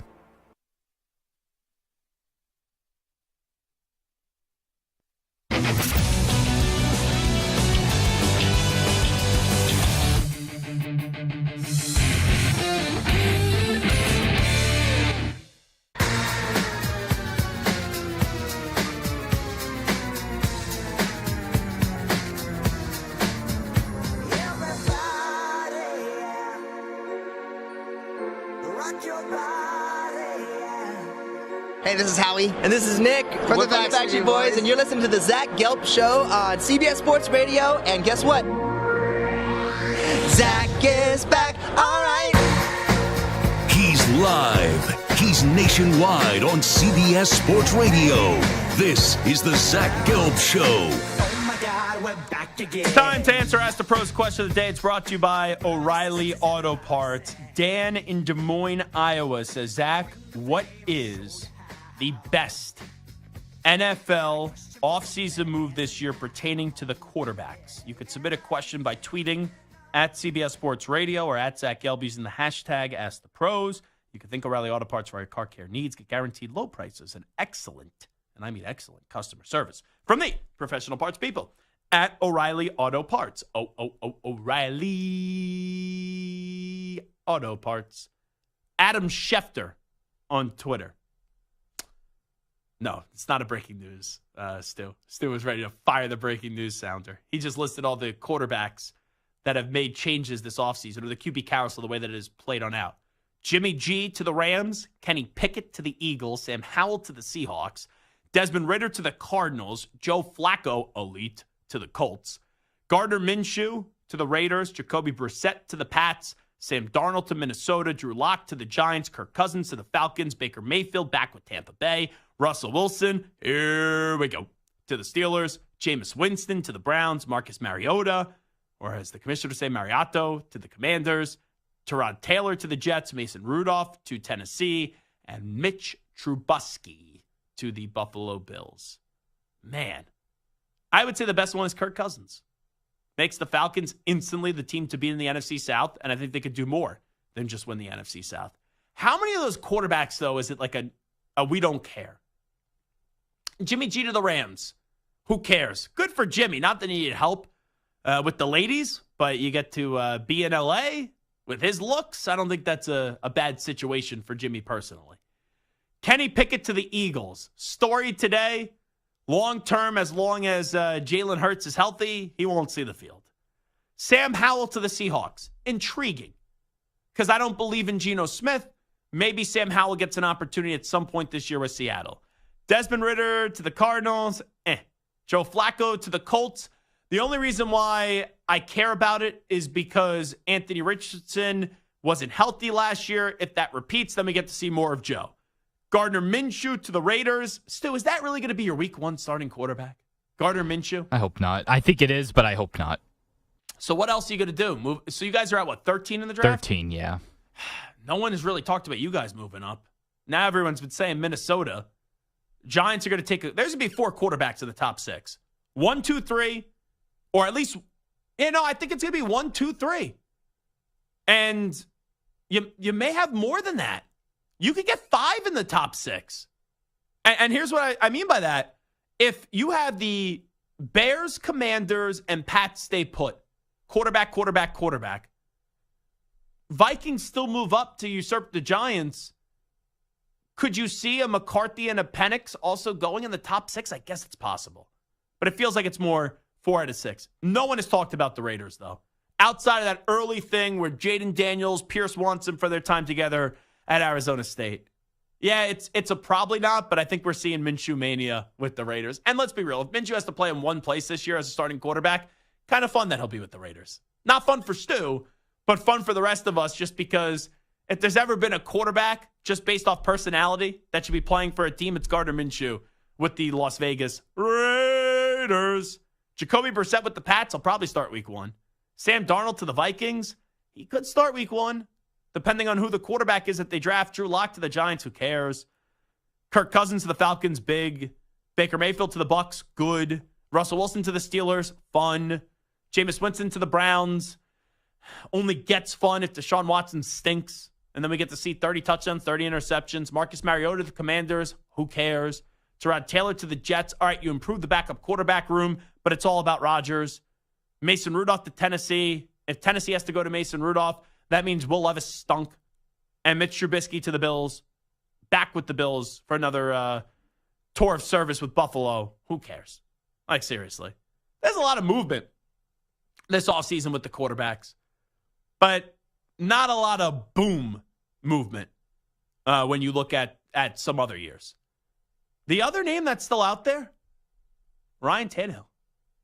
Where does Ryan Tannehill wind up? Stu, would you want Ryan Tannehill over Gardner Minshew for the Raiders? No, I would not at this point. Yeah, I'm with you as well. Like, if I'm Ryan Tannehill, because earlier in his career, he suffered a lot of injuries, and Ryan Tannehill is at the point where you made more money than you could even imagine, even though you were the number 8 overall pick in the draft. Like, you're 35. You turn 36 in July. I don't like to tell players when they should hang it up because that's their choice. That's their right. And if they think they could still play, like I thought Joe Flacco was cooked. Joe Flacco was one of the biggest stories of the NFL season last year. But at this point for Ryan Tannehill, what are you doing? Like, go have fun with your kids and your wife and call it a career. Like, if I was married to Ryan Tannehill is married and I made all the money that I've made, I'm calling it quits. I'm going to start retirement a little bit early. I mean, the Steelers need a backup quarterback now. Oh, my God. Can you imagine Russell Wilson and Ryan Tannehill? I don't think Russell Wilson would be able to handle Ryan Tannehill coming into that locker room. I don't. Like a threat? I think Russ, is such a phony recently. I really believe that. Recently? It's just so, the last 2-3 years, it's just so cringy. I feel like it's been forever. We just haven't noticed it because he was winning and Legion of Boom was fun. But I think that it's been like that for a long time. Like towards the end, and fair, if you talk to some of his former teammates, sure. But towards the end in Seattle, I was just like, why are you trying to leave? And then in Denver, it was just, okay, you hear everything. But today, when he's doing that, the Steelers chant already of here we go, like, dude, it was such a disaster. Broncos country, let's ride. Like, move away from the whole here we go thing. I'm out. Out on Russell Wilson. Like, him going to Steelers is an upgrade over Kenny Pickett. But that's because Kenny Pickett stinks. But now, Russell Wilson, he's just so cringy. Really cringeworthy. All righty, that's the Zach Gelb Show on CBS Sports Radio. By the way, Mike Vrabel lands in Cleveland. He's going to be a part of that staff in some capacity as an advisor. You know who Deshaun Watson's going to try to blame if the season doesn't go his way? Kevin Stefanski, who I don't think should be fired with what he did last year. He's already a coach of the year.